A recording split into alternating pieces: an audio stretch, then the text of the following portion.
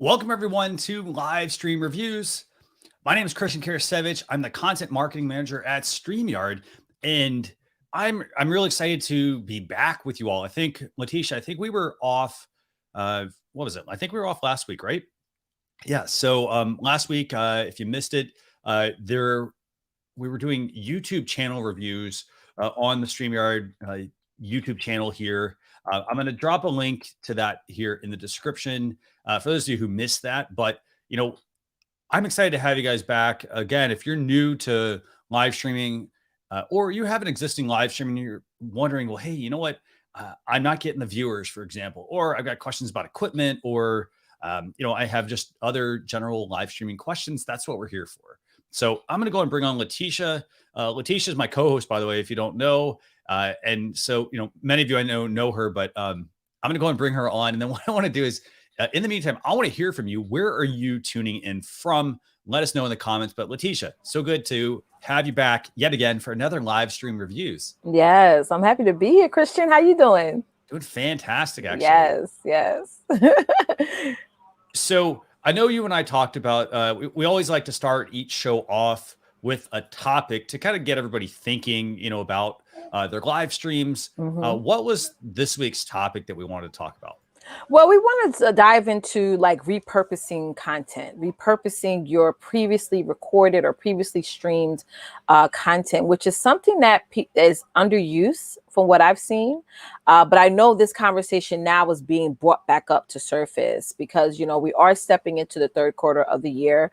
So for those of you who have really been leveraging StreamYard and doing your live shows and having some great guests on or sharing some great content, maybe you want to think about for the third quarter, taking some of your best streams, videos or lives or what have you, and repurpose them, right? And make several pieces of content out of it. So we're going to dive into that today. Fantastic. And by the way, I mentioned earlier, I'm going to drop the link to the YouTube channel reviews. So, if you missed last week's show, definitely go check that one out. Right.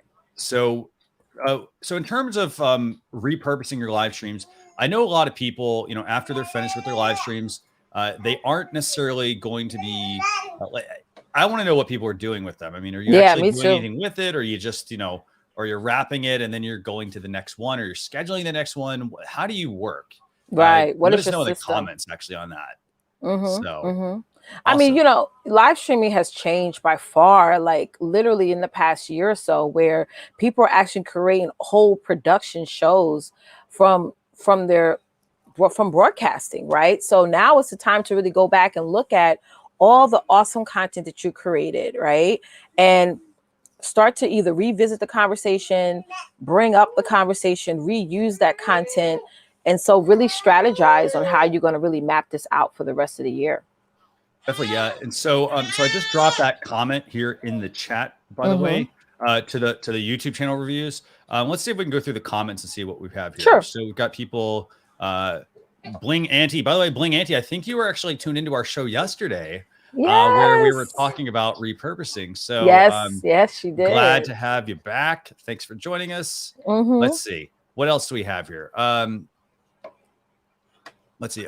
So Mark Airy, actually, we're happy to look at your channel, your live stream. What we will do here, and Leticia, if you can drop the guest link, go ahead and drop that in the drop it in the comments. Mark, if you want to join us on screen, we'd love to do that. We basically would bring up your live stream and just kind of talk through it and learn about it and whatnot. So feel free to join that. Let me see what else we have. So other people are saying, hey, they really like the countdown timer we're doing.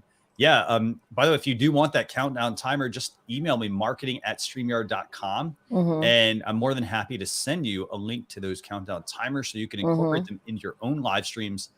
Also, if you do send me an email, just send me in the subject line, just put, countdown timers from live stream reviews. We're going to check that out. So, and Adam mentioned, he used, create a countdown timer with Canva. Yep. Canva is a great tool for creating countdown timers. There's also Wave Video and whatnot.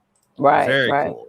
Okay. Let's see. So Diane, Fernandez, fantastic having you join us. Thanks a lot. Paul, in terms of live streaming, is saying he schedules his live streams ahead of time and promotes it. Okay. So let's talk about that. Yes. So he schedules his live streams and promotes it. That's great. That's the first part of live streaming. Great idea. Now, what are you doing after the live stream has finished? So after you've like, how long is your live stream? If it's 30 minutes, for example, you know, there's often really invaluable content in that 30 minutes that you can actually pull from your existing live streams. Right. So you can chop up your live stream. Yeah. Yeah. I want to add that, you know, we create so much content that we don't realize that not everybody's going to see that stream. So when people say, how often should I go live? Sometimes going live every single day, you got to think of, is the majority of my audience, the people that I want to see, are they going to see it, right? So when we say like repurposing content, it's like sometimes you do have to do that because you don't want to keep making brand new content, brand new topics without also saying like, wait a minute, has my audience seen what I've done before? Have they seen the conversations that I've talked about before? So, you know, that's why some of you guys who are doing shows once a week, that's a great idea. You're promoting it, you're getting it out there. But even like Christian said, what are you doing after? What are you doing after to get your audience back to watching it? Right. And you have to also keep this in mind. So I want to pull up Bling Auntie's comment here in the terms of repurposing, by the way. And by the way, if you do want to join us, I think you dropped the link, right, Leticia? Yep, I dropped it. I'll drop it again. Yeah, so feel free to join us if you want to come on screen. We want to talk to you about your live streams.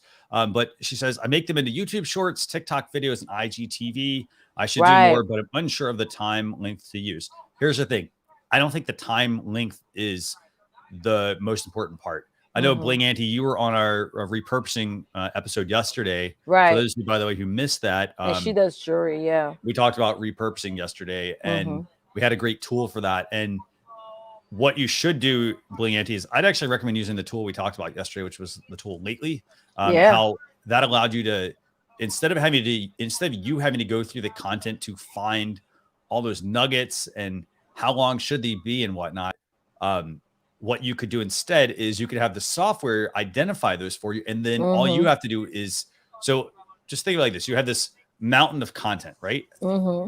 And it's great. You got this mountain of content. However, how do you like sift through all this content, right? A lot of people, they'll do the normal thing, which is they'll go through the content, they'll pull one piece out, you know, they'll start pulling things out, right? But the problem with that is that you have to go through every single piece in this mountain, right?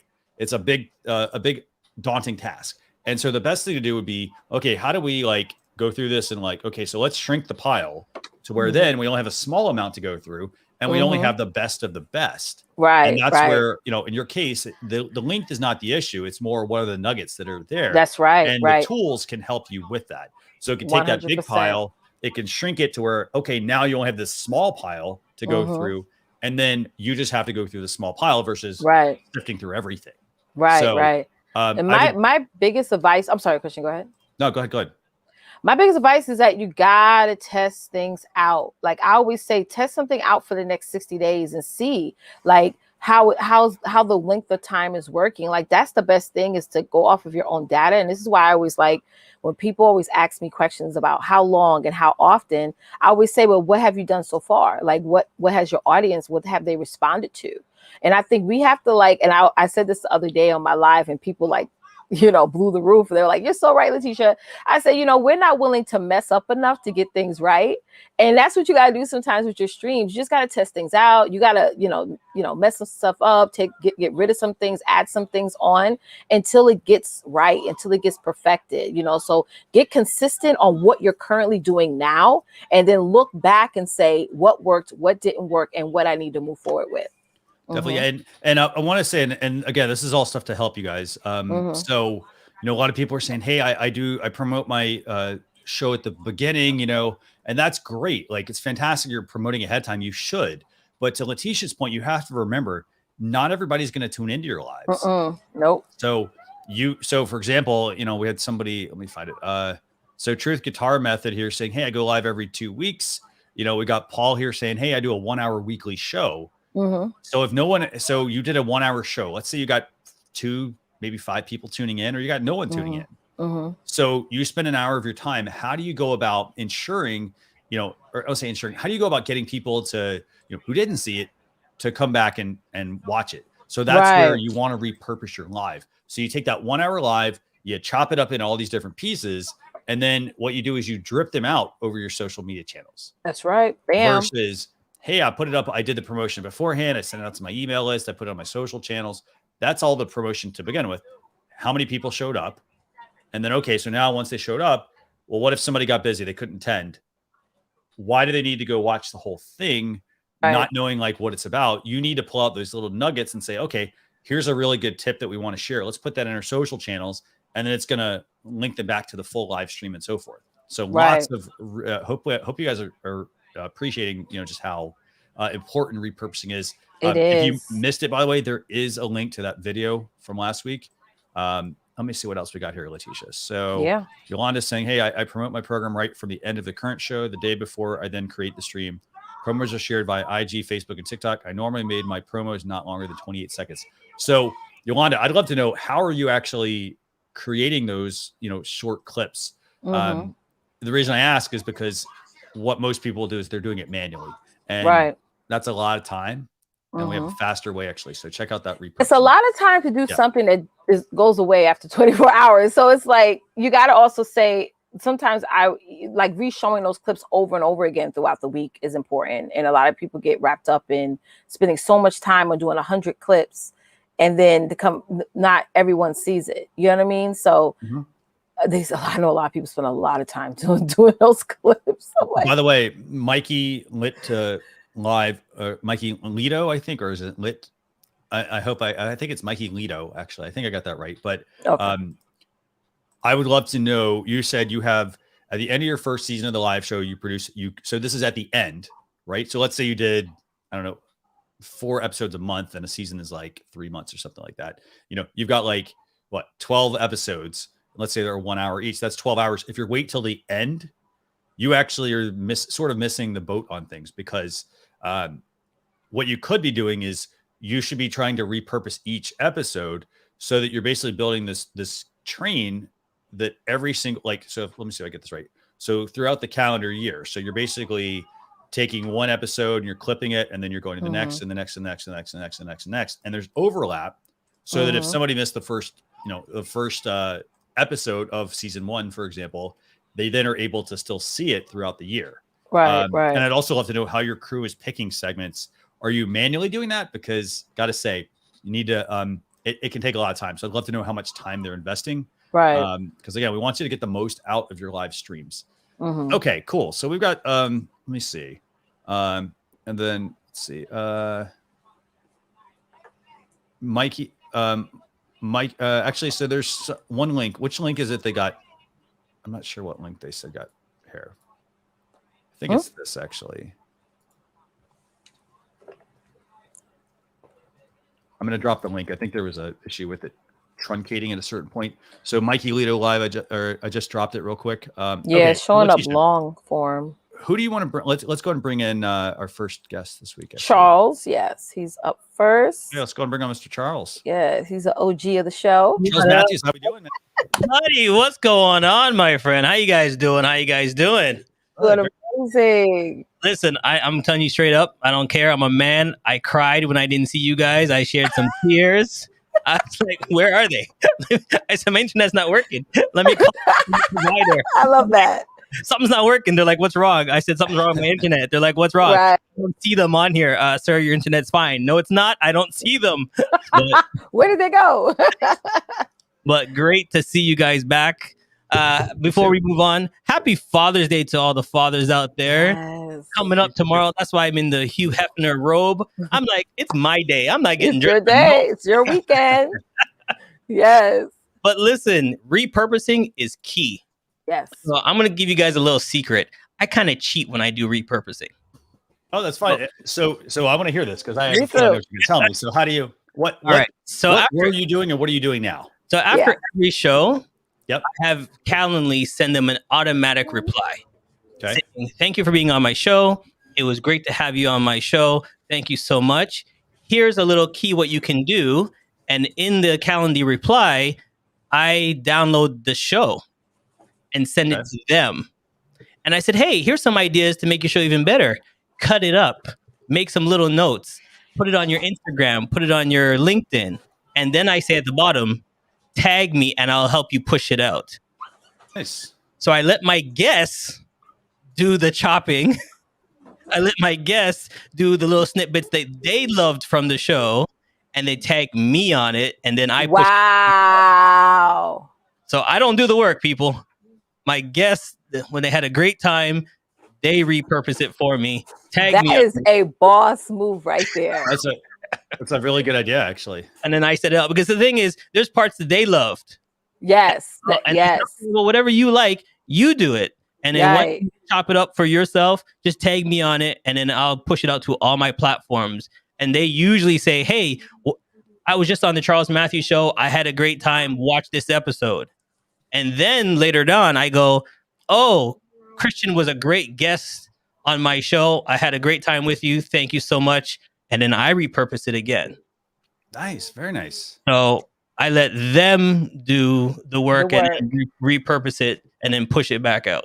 And also you're making it super easy for them, because honestly, if you were to leave it to them to just talk about it, they may not do it, not because they don't want to, because they don't really know what to say. Like, this is your show, guys. These are your shows. You know how to market it. The whole idea behind it, the whole mission behind it. Yep. So it's hard to have somebody else sort of tap into that. And the fact that you just offer them all the tools and they just leave it to themselves to do it, I think that's amazing. Because guys, remember, you can download your recording. That's right. Remember, and then the StreamYard actually extended the time. Oh, they did. You have extra time to download all your recordings. So if you forgot, say, oh, don't worry, go back. I think correct me if I'm wrong, Christian, is it 15 days now?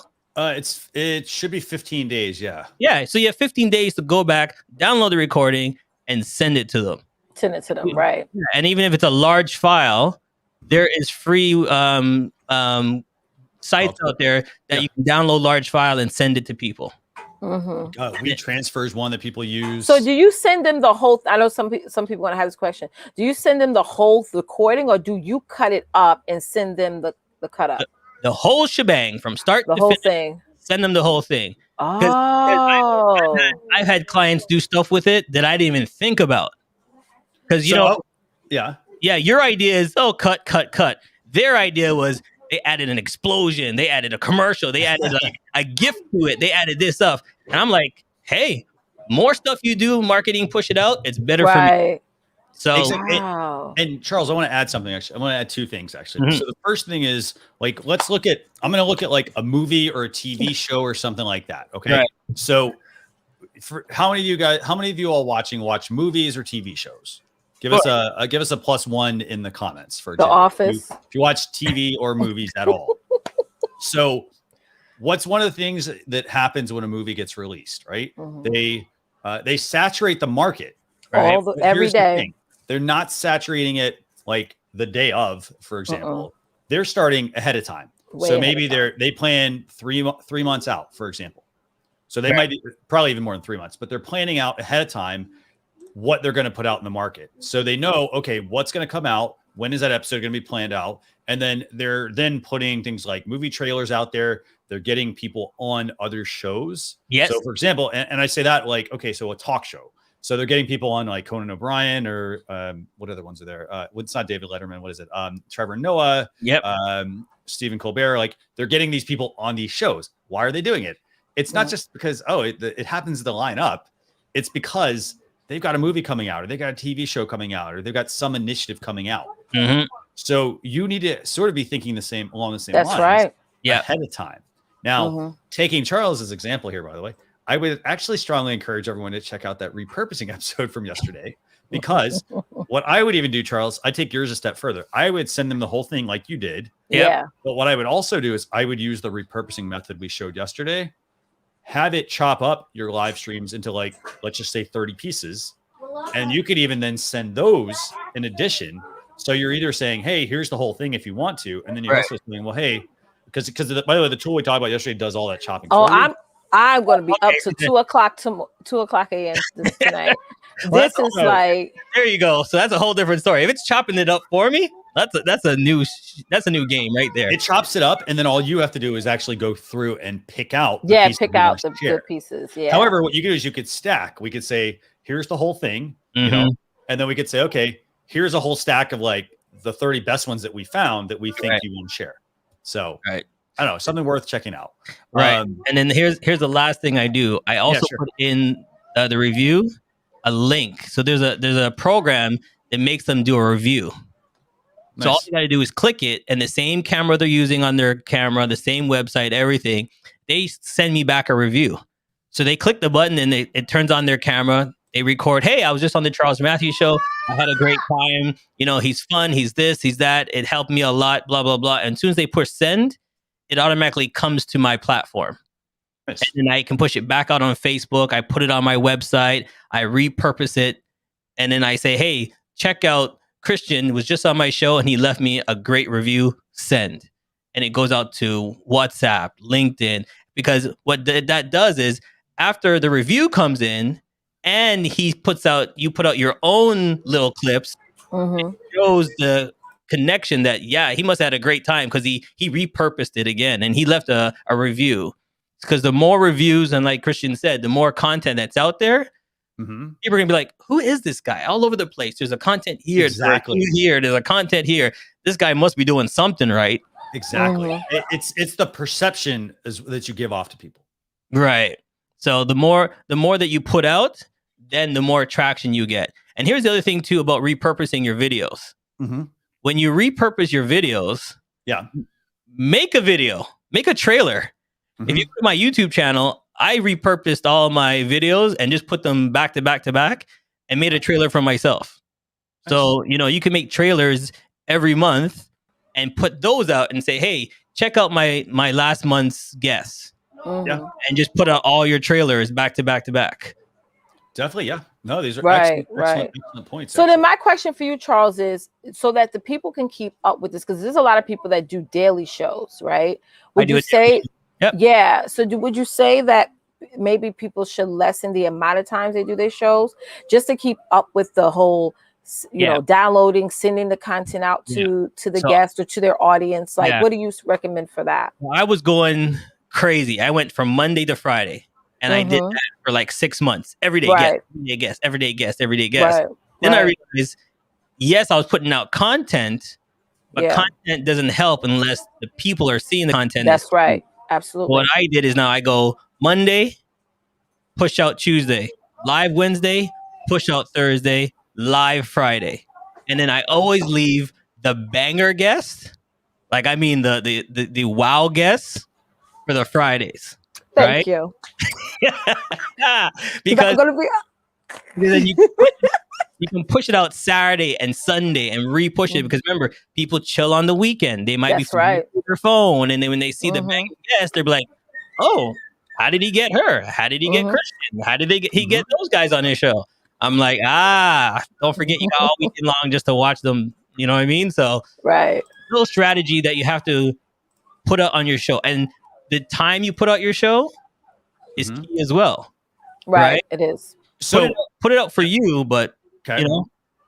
Well, hold on. So that's actually a really good point. So let's talk about that. In terms of, and by the way, Leticia, do me a favor. Can you look through the comments and see if I think it was Paul actually.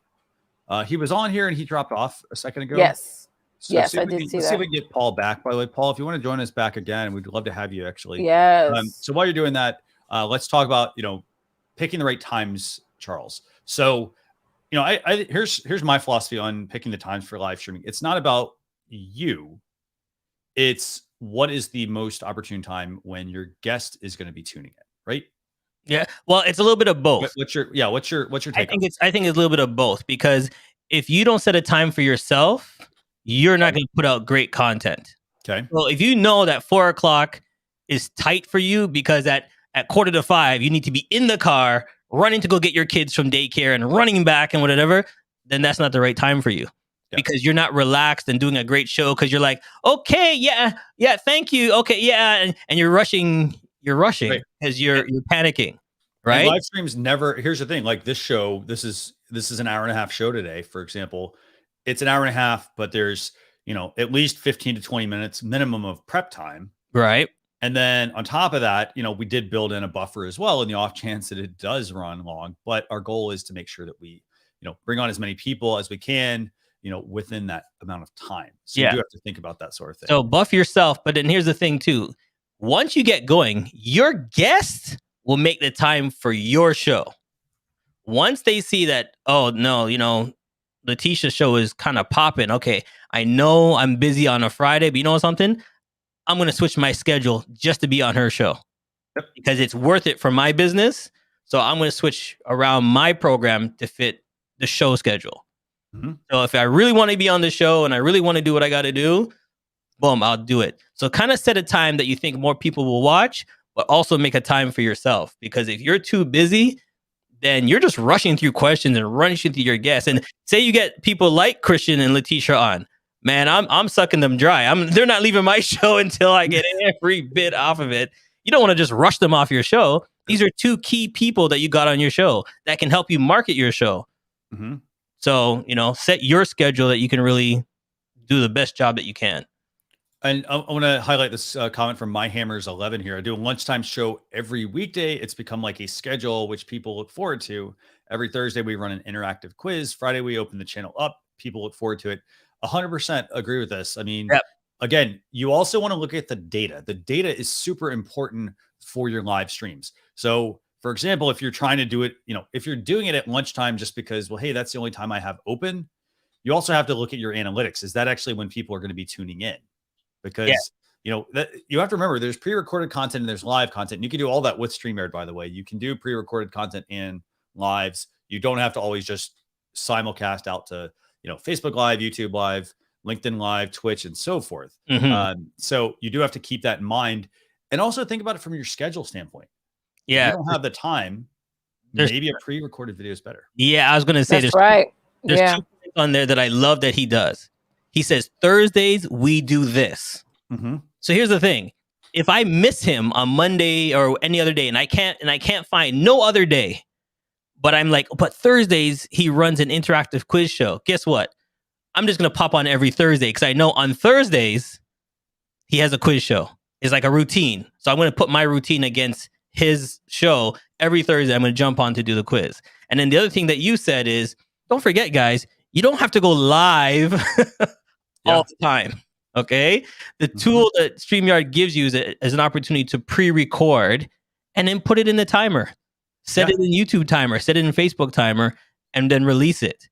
The whole thing is that StreamYard is a platform to help you put out the best content.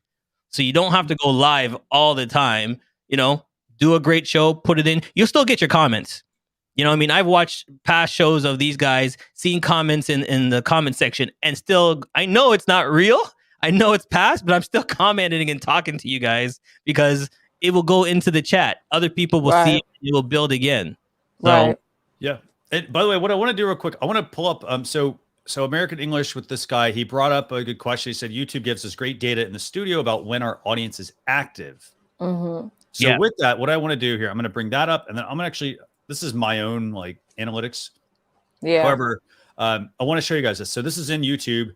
I logged into YouTube. I went down the left-hand side and there's the analytics tab. And then I've gone over to audience here and I'm able to see this. So these indicate when I went live, for example. Okay. So you can see when you went live and you can see, what your viewers are like. And then you can also scroll down and see when your viewers are on YouTube.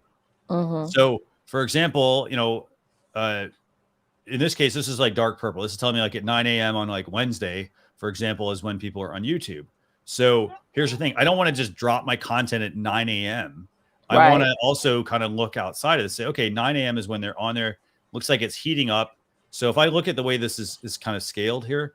So this is light purple. And this means, okay, there's some activity, and then it's starting to get darker and darker. So the darker it gets, that's like your heat map. So instead of dropping my content when very many of my viewers are on, why don't we maybe start to actually go here when it's starting to heat up? Right. That's a good point. If people, they happen to miss it, for example, I could start to expand this time, for example, of when people are tuning in. But that's available to every single person in your YouTube dashboard, by the way. Quick question for you. On the Thursday, if you go back to your Thursday, you're on fire. What was that? That's actually when I do my show. So I do my own separate show. Yeah. There you go. So you see on Thursday, he had 3 bars hot, like purple steady. So then, just before that, it just heats up, and then you see where it just stayed purple. So he knows, all right, I'm doing a great job. People are finding me. Go from there. But I will say that's also consistency. So it's going back to like a comment that My Hammers 11 said, hey, I do it every single every weekday. I bet if they looked at the times on Thursdays and Fridays, for example, when they're doing that, they would probably see those steady bars as well. Right. Yeah, because the thing is, to me, if someone says, "Oh, I'm looking for a quiz show," I'm like, "Well, every Thursday, go to this person because they said every Thursday they do a quiz." Yes, I'm helping them market because I know that they said every Thursday. So when I send it, people, I'm not guessing. Well, I think they do it on Tuesdays. No, every Thursday they're doing their quiz show. Send them over there. Yeah, absolutely. Okay, so while we've got some good comments here, let me see if there's any other good ones coming in. Flash in Your Pan says a set show schedule is a must. Mine is every Tuesday night at 8. Right. So again, it's building that consistency for your live streams. That's right. So what I would say, Flash in Your Pan, is check out your YouTube analytics and make sure that 8 on Tuesday nights is the right time. Okay, do what? Flash in Your Pan. What show do you do? Because I love that. That's a really good name. I'm sorry, Christian. I started laughing when you started to read it again. Flash in Your Pan. I was thinking pants. First time. Yeah. Pants. And then I can read it again. I didn't want to say his name one week. I was like, oh, it's Pan, not Pants. Okay. I'm like, did Christian just make a mistake? No. Flash in Your Pan. Please tell me what show that is. Yes. Come on. Join us here on panel. I want to know what that show is. Flash in Your Pan. So yeah, we want to learn more about that. So I think we got the link in the description. Let's see. So let me see what else. And by the way, I'll get to a couple of these other questions. I just want to make sure we stay focused on, obviously the topic and the questions. Right. So, and I can't stress enough how we have to always ask ourselves, when is a good time? When is our audience going to be available? Not necessarily home, but when they're going to be available to watch our show. So if your target audience is working during the day, then no, they're not going to have time to actually step away and watch your show. But let's say if you do it around 8, 9, or maybe even 7, before dinner, sometimes it's good, because I know me having kids, after dinner, I'm not really on my phone or on social media like that. I'm home, I'm present, but I'm not present enough to be on social media. Before dinner is like my time where I really block out to watch different things. So think about and consider that as well, guys. And sometimes you may have to change your time. We're stepping into the summer, so a lot of people are going to be out and about. A lot of people are going to be doing a lot of running around, a lot of traveling. Then you got the fourth quarter, which is the holiday season, right? So it's okay to move around your time, especially if you let your audience know in advance, right? So you don't have to be so committed to a time, because if it's not working for that quarter, then you got to move things around, right? You got to move things around. So let me ask you guys a question. Yeah, sure.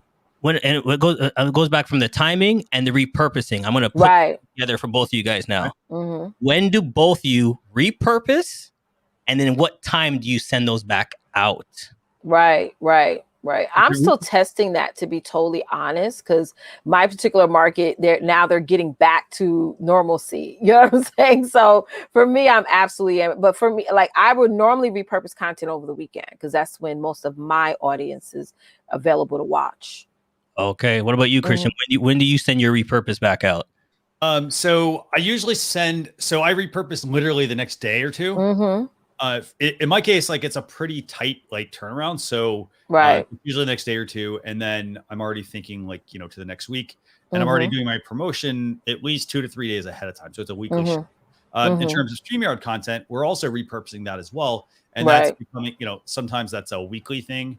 And then we're also chopping all that up for social media as well. Again, it's making sure that you're out there, but it's doing the thing that, if you don't have the time, for example, to repurpose or chop up the content, that's where we do suggest checking out tools that can help you, because, and I'm going to say it again, if you missed yesterday's episode on repurposing, go back and watch it. Julie Riley's our social media manager at StreamYard. And, we talked about how much, and I know how much time it takes to go through content manually. Yeah. And she's not doing it for one show. We're doing it for every single show. Right. It's a lot of time. All the shows, all the blog posts, all the right. Yeah. And Charles, I do love your idea, and I'm going to implement. I'm going to copy this idea from you about Monday. You know, and Monday you do it. Tuesday you repurpose it. Wednesday do the show. You know, I really like that idea.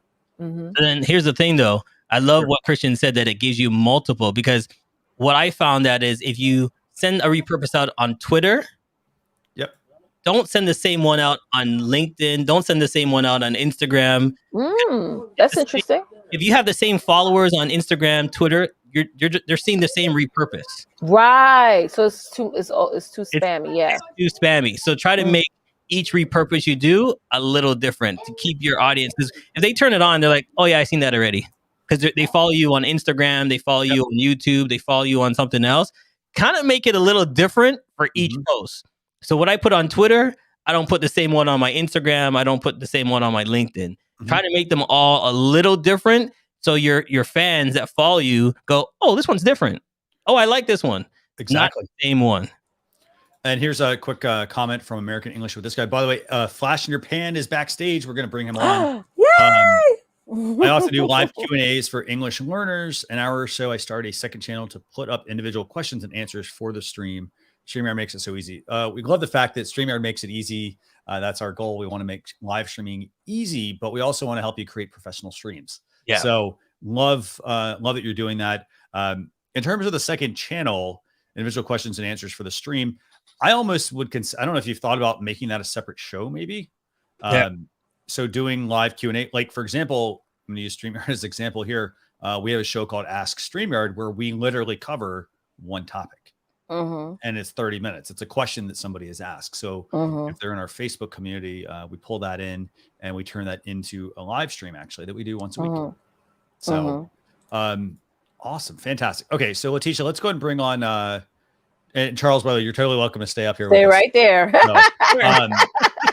So let's go ahead and bring on Ed. Yes. Ed, how we doing? I'm doing great. How about you, Christian, Leticia, Charles? Hey Ed, listen, I had to ask. Man, I love the name, buddy.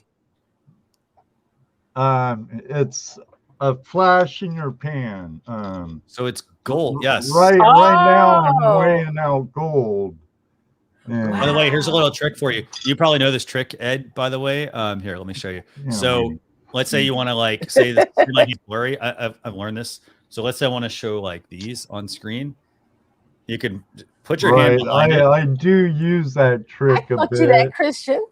I know everybody's telling me that, right, Leticia? Yeah. My green screen's kind of, my lighting's messing up for some reason. No worries, no worries. And nothing's really worse than a shabby looking green screen. Listen, buddy, if you have gold in your hand, no one's looking at your green screen. Yeah, that's right. I'm looking at the gold, honey. Yeah, lots of gold. There you go. I gotta say, so by the way, Ed, I love your background. I love how it fits with the theme of your live stream. I like they've got the sign in the background as well, in the shed with Ed. Yep. So I love it. What I did years ago. I had a do-it-yourself prospecting gear show, which I called In the Shed with Ed, where I made sluice boxes or high bankers, or crevice tools, and I got into live streaming and I love it, and I focus a lot on live streaming. Nice. And I'm the 22nd on Tuesday nights gonna be my 4th year. Wow. Tuesday night Hangout Live.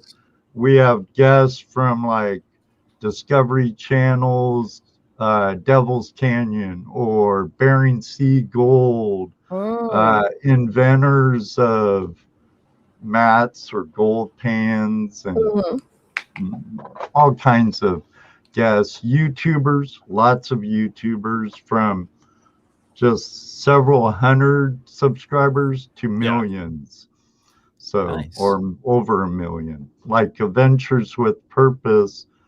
Sam the Adventure Man's next Tuesday, and he works with Adventures with Purpose. I believe they have 1.5 million subscribers now. Wow, that's great. And it's all treasure related, one form or another. If it's trash out of the river with a magnet, if it's gold out of the stream, if it's metal detecting, bottle digging, it's all treasure.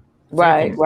Love it. You did something there a second ago that I was watching you. Do you have a schedule with all your guests on the wall or something in front of you? Yeah, I right here. Yeah, see, I saw you look up real quick, and I thought, that's my guy. Let's see it again. Hold on. Can we do that? Let's see. I love that. Nice. There you go. See, there you go. I usually schedule about 3-4 months out. Wow, that's good. There you go. Nice, very nice. And by the way, just a quick, got a couple of quick notes on that. So, social media. So the social platforms inside of, so when you're scheduling in StreamYard, by the way, or when you're scheduling your live streams in general in advance, you have to remember every platform is different in terms of how far in advance you can schedule. Right. So in the case of Ed, for example, if he's just scheduling the YouTube live, no problem there. If he wants to incorporate Facebook, he can only schedule 7 days in advance. Now, here's the way you get around doing your live streams and like saying, okay, well, I'm only going to do I have to do 7 days in advance. I have to wait 7 days. What you should do instead is go in and create all of your broadcasts in your StreamYard dashboard. So create them. Don't add a destination. So, for example, if you're going to do a live show once a week, create 4 different live stream broadcasts. So here's the first one, second, third, fourth. Put your dates, put your artwork in, put your categories, everything you need, and then the week of, you can actually add every destination and just leave exactly. Yeah, and it's going to save you so much time. Yeah. Sunday, Christine, you're absolutely right. Sundays are my day, so I come down here, I put them all in because remember I do a weekly show, so I put them all in, and then when Monday comes, like you said, I just hit the button and add all the destinations, and then you're already pre-done. Right. So that's a great idea. By the way, Ed, I want to go and bring your YouTube channel up here real quick. Yeah. So I've got Ed. So this is Ed's YouTube channel here. Let me see if I can do this. Let's do this. Let's see. There we go. Okay, so we're gonna take a different view today. We got Ed's YouTube channel here, flash in your pan. I like the artwork, Ed, with you guys actually in the pan. In the pan. I love it. I like how you guys put the artwork of you guys in the pan. So I like that right there, right off the bat. By the way, I do have 2 quick tips for you, by the way, Ed. I would remove this subscribe button and even the become a member option because you have subscribe here and then you also have this one. And so if I click on any of this, it's not actually going to do anything. Right. So this could be a distraction to people. So just a thought. Okay, I did that because kind of I know you know them, Nick and Dee Nimitz. Yeah. Yep. They kind of suggested it in an arrow pointing down, but I listen to quite a few people on certain things, but I only have some prime YouTube gurus. I really enjoy this show with you and Leticia, Christian. Thank you. And for my editing, I'm a Filmora guy. Nice. So it's Daniel Battelle all the way. And when it comes to mobile, it's Dee Nimitz all the way. And pretty much everything else is Nick, his brother, and we're family. Brian G. Johnson. So. Nice. And that's a great thing. Find somebody that you feel comfortable to watch and learn from them, and then add your little touches here and there. That's the beauty about it. Add your little touches here and there to make your channel better. Yes, I agree. I got one other little quick tip. So I noticed you have the word short here. If you put hashtag shorts, YouTube will put that into their shorts category. So I thought it was hashtagged. Yeah, but if you add the S to the word shorts, add the S. So this is the one with short. If I put on the S, for example, it's going to actually get into 29 million videos and 3.3 million channels. So it's YouTube's I better fix that right away. I could have swore I had shorts. Thanks, Christian. Anytime. And I gotta say, I mean, you got a great channel here. I mean, so we got 4,700 subscribers. I gotta say, I like the fact though that you got that whiteboard out. You got everything scheduled. You know, and again, I mean, you're streaming, you know, every single week. You know, that's really good. I mean, so 248, 320 something, you know, 200 something. One other tip I guess I would give you, maybe you don't need tips, is that if you're doing, for example, if you're doing this Cooper Heads, Maryland, I think that's Maryland tip. No, metal detecting. Copperhead metal detecting. Okay, sorry. I would say if you're doing that, make sure you also then, you probably do this, tell them about like, hey, you know, if you missed last week's episode, we talked about, you know, Ellie Knows Rocks, for example. So that way, if somebody is just tuning into your first episode, they're learning about what the previous one might be, and they may want to go check that out. Oh, that's a good idea. I could bring that up in my monologue on my show. Right. Or monologue, whatever. I have 3 other co-hosts. Nice.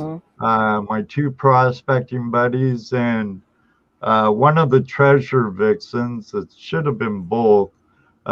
We had them on as guests over a year ago, and we got along so good. And then they came to our Flash Bash outing, and we got along super great. I'm like, man, we click with these girls, and we need some ladies on the panel. And not just a bunch of guys.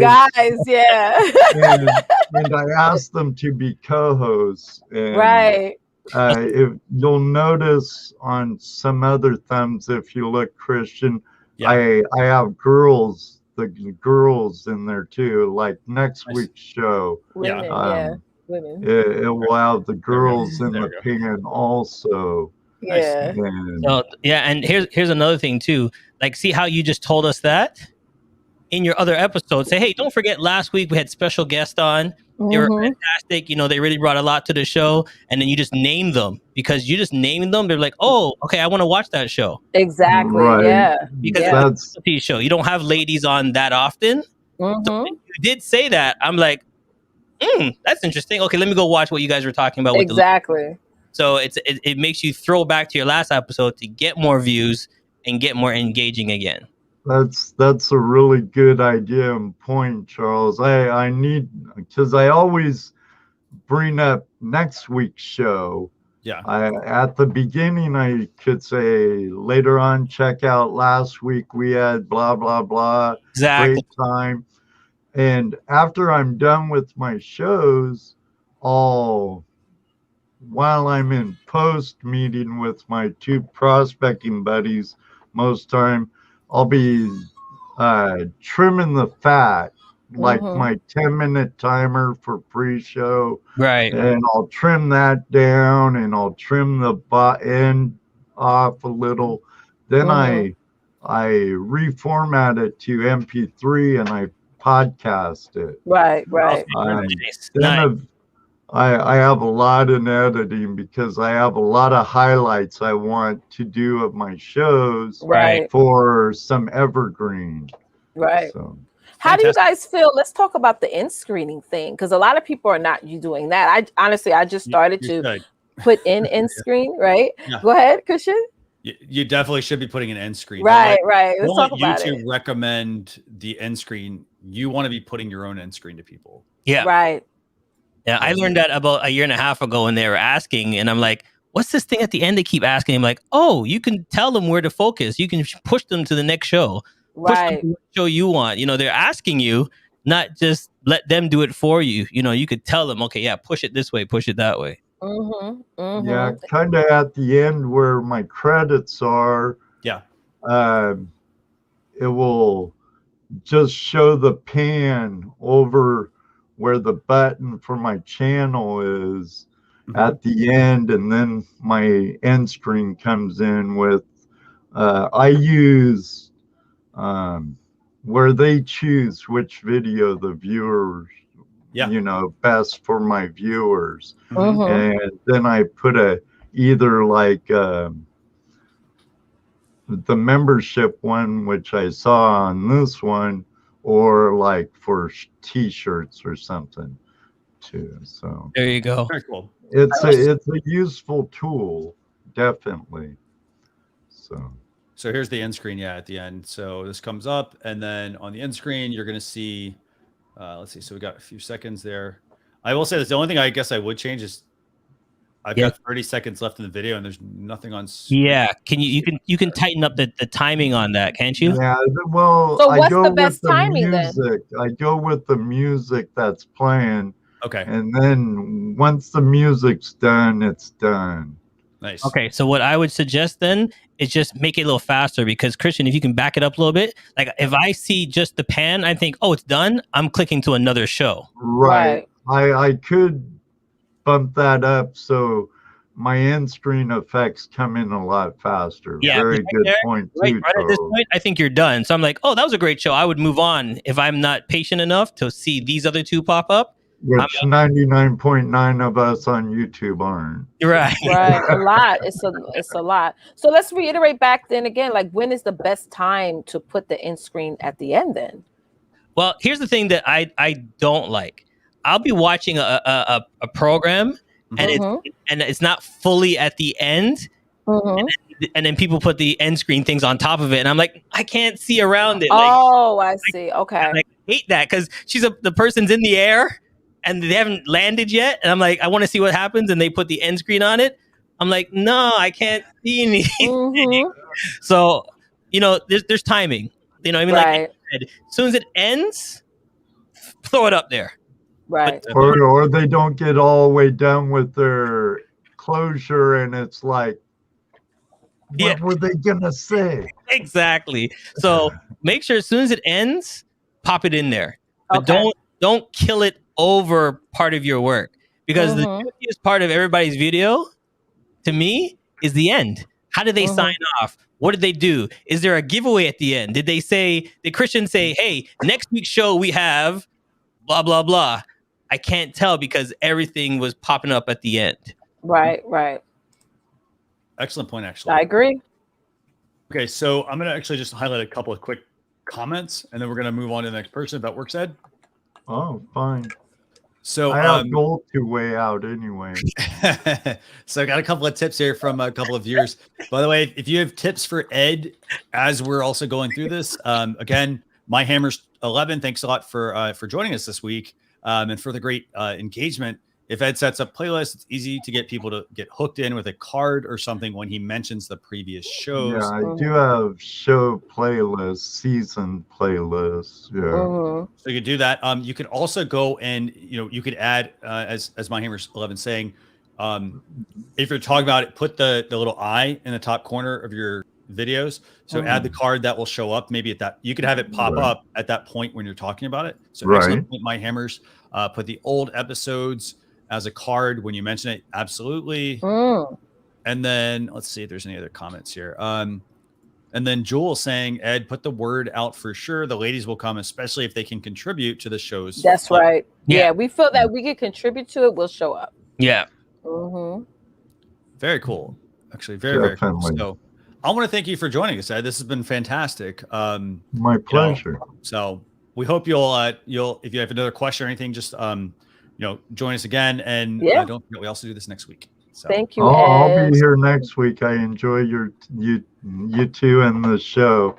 Thank you, Ed. And StreamYard's a great tool. Yes. Fantastic. Okay. Thank you. See you, Ed. Good luck with your gold. Bye, Christian. Leticia. Bye, Ed. Here's a quick question for both of you, since he mentioned it and we talked about it before. Yep. Christian, I'm shooting this one at you first because I want to see his answer on this one. On the spot here. Okay, yeah, what's up? When you repurpose, do you only repurpose video, or do you sometimes just repurpose the audio? Because remember, StreamYard can take just audio. So I would repurpose both. Yes. I would do both. So I would take a standard repurposing, I would take the video, I would create, for example, a written blog post, embed the full video over there. And then what you could do also with the video, you can chop it up into little pieces just for your social channels. And then lastly, download the audio. And if you ever want to start a podcast, you now have the audio. You can do minimal editing. You know, maybe you have to edit the countdown timer or something like that at the beginning or end if that doesn't make sense, and put that out as a podcast on your favorite platforms. That's I think the base of what I would do. Right. I need to start repurposing my audio. I really need to. Yes, that's a must. Come on now. Remember, people, it's a click of a button. I know. And then it asks you, do you want audio or do you want video? It's giving you the options. See, for me, once that they started to do audio, I went, uh-oh. That's it. And I think it's a lot of that people who are not podcasters like myself. I am not a podcaster. It's not what I do. But sometimes they don't see the value in it. But really, there is a lot of value in audio. Right. Like you can still post like a 60-second audio track from your show and have it to, I don't know if it's through Wave, where you could have it to where the sound can go like this. And I can totally see how that can add that as an addition to my content. So it's like thinking outside the box and being creative, and then knowing that people like to listen to content more heavily than watching a lot of times. I know I'm always doing errands around the house, washing dishes, things like that. So I'm not always, I will have my Bluetooth on, just listening. I'm not really watching the video. So like I'm learning a lot. What I love, even though I'm a host of the show, I'm gonna learn a lot. Here's the thing about, here's I'm asking that question, because here's the thing about audio. If you audio only, it throws people's mind away from what they watched. So if we took the audio only about Christian saying flash in your pan, and just put the audio out there with a picture, they're gonna be like, what was that episode about? What did he say? Did he say flash in the pan or flash in the pants? Right. They're like, oh, I gotta see what he was talking about. And then you put for them to go see exactly what Christian actually said and meant, because they can't see the visual.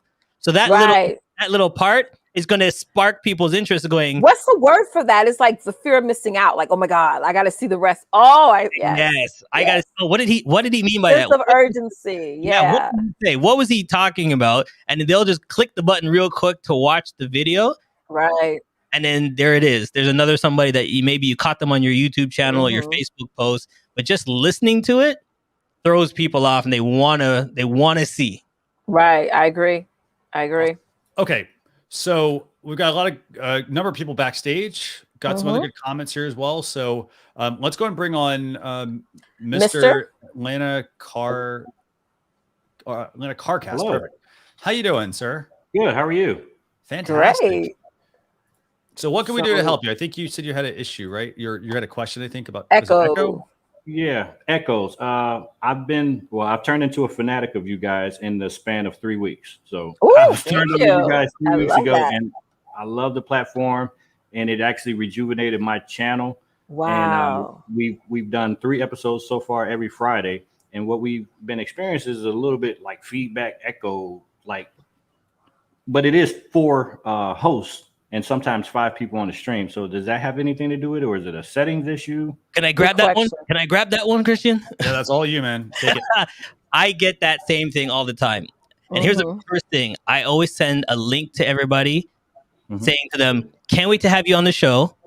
But for you to sound great on the show, please have the following. Okay. Headphones plugging in, because a lot of your guests are on laptops.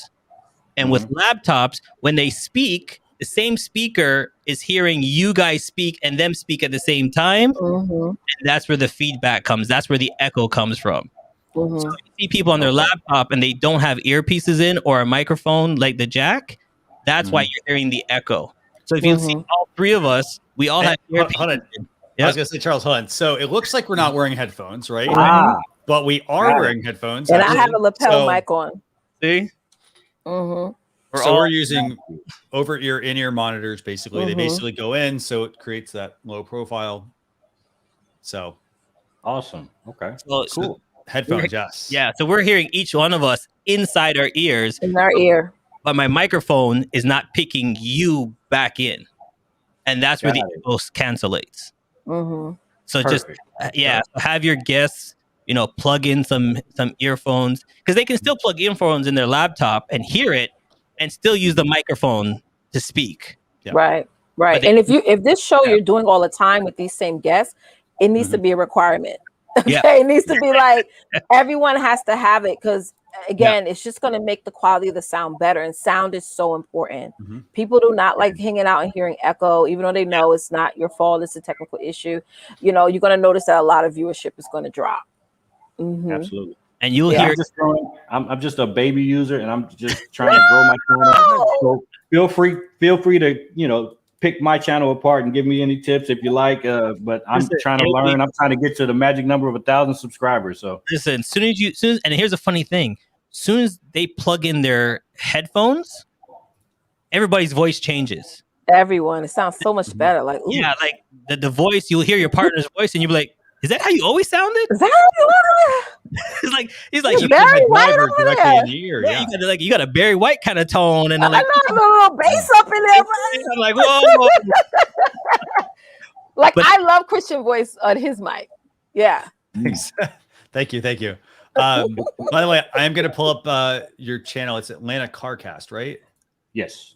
Okay, so let me go ahead and bring that up real quick. We'll just brace yourself. It's new. So here's the thing.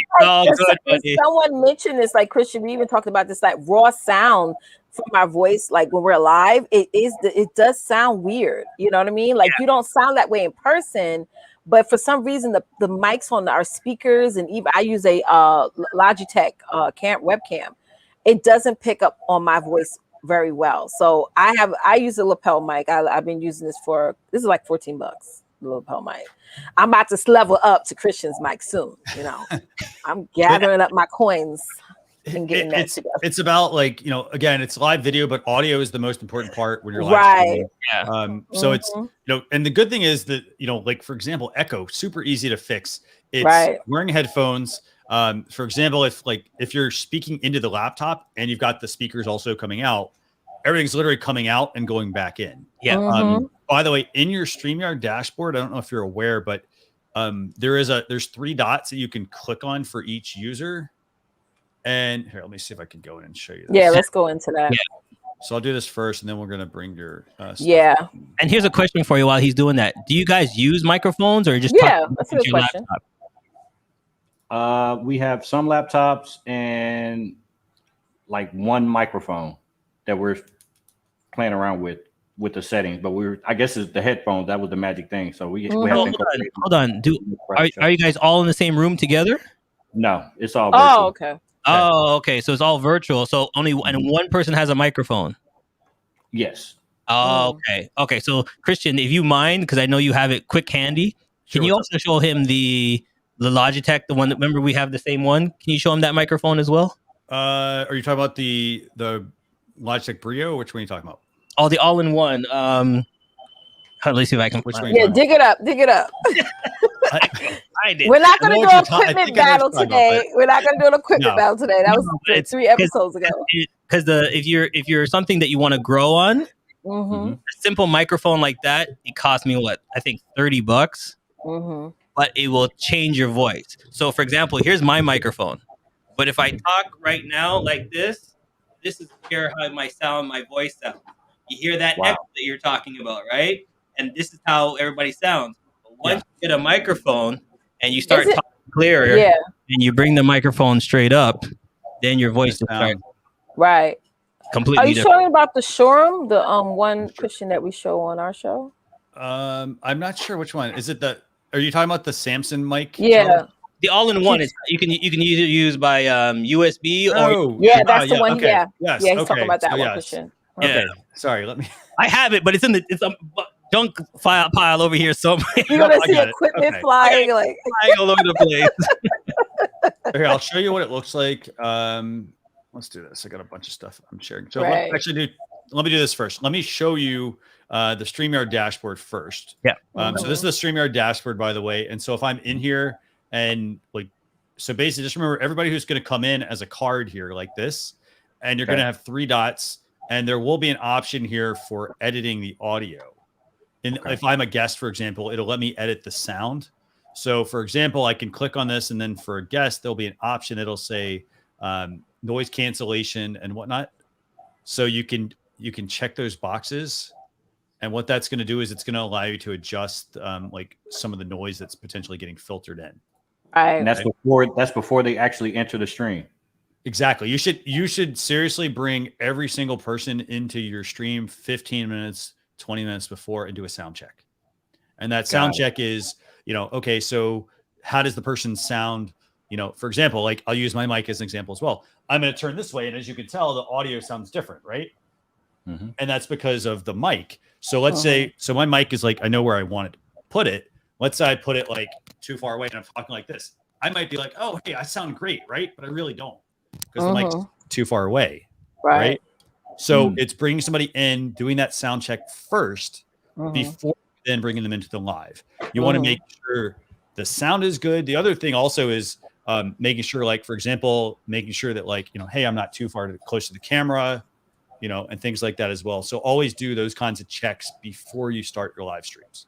Right. That's what Rishka and I do a show too. And that's what we do. Like, even like, since if you look at me and him, he's higher than me. So I would move my camera down a little bit just so we can be at level. And another thing that I'm even starting to do is like, even if my show starts at 7, I'm starting at 6:55. Like I'm starting a little bit earlier just to give time for the algorithms to do their thing and for people to have, time to land on my show too. And don't be scared to tell your guest. Yeah, they have to know this. Okay, well, I had guests come on my show.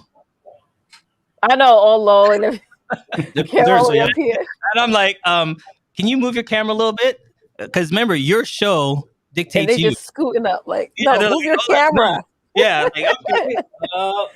And they're like, oh, you're in frame. Okay, you look great. Yes, just move your camera. Like, that's your job. It's your show to make sure that they look proper in the frame. Because when you change the boxes on StreamYard, if they're not properly in frame and you zoom only, they're gonna look super weird. Oh, you mean like? Sorry, I can't do that because we're. You may have overlays too. I know some people who have overlays, and when they move around the screen, like the person's mouth is cut off or the top of their head is cut off, and it's like, oh, they didn't really map this out, girl. Right. So like, I had one guest, and I was rushing. It's my fault. But when they came on the show, their name cut off their chin. Yeah. So when I blew them up to go solo, all you saw was their name, the nameplate right across here. Yeah. So I could never make them go solo because every time Sabotage. it was right here. So always start your team off early. Say, listen, 15 minutes before the show, everybody look good. Everybody looks great. All right, boom. Let's go. So I got I'm going to do a couple of things. Again, I'm going to go ahead and bring up, this is the mic we were talking about. So if you want a really good starter mic, this is the mic we recommend. It's the Samson Q2U. It comes with a stand. It's a handheld mic. It's about $60. However, it's got this really cool benefit. So the benefit is this. It has, so for most people, they're going to plug a USB mic into their laptop. Okay. So it has a USB option, but if you decide you want to move to a mixer, it has an XLR output, meaning you can plug this into a mixer. The mixer would then go into your computer. So that's the kind of mic I'm using. For example, I'm using an XLR connection. Yeah. That's more the industry standard than USB. A lot of people, they'll get USB because it's the easier way to get started.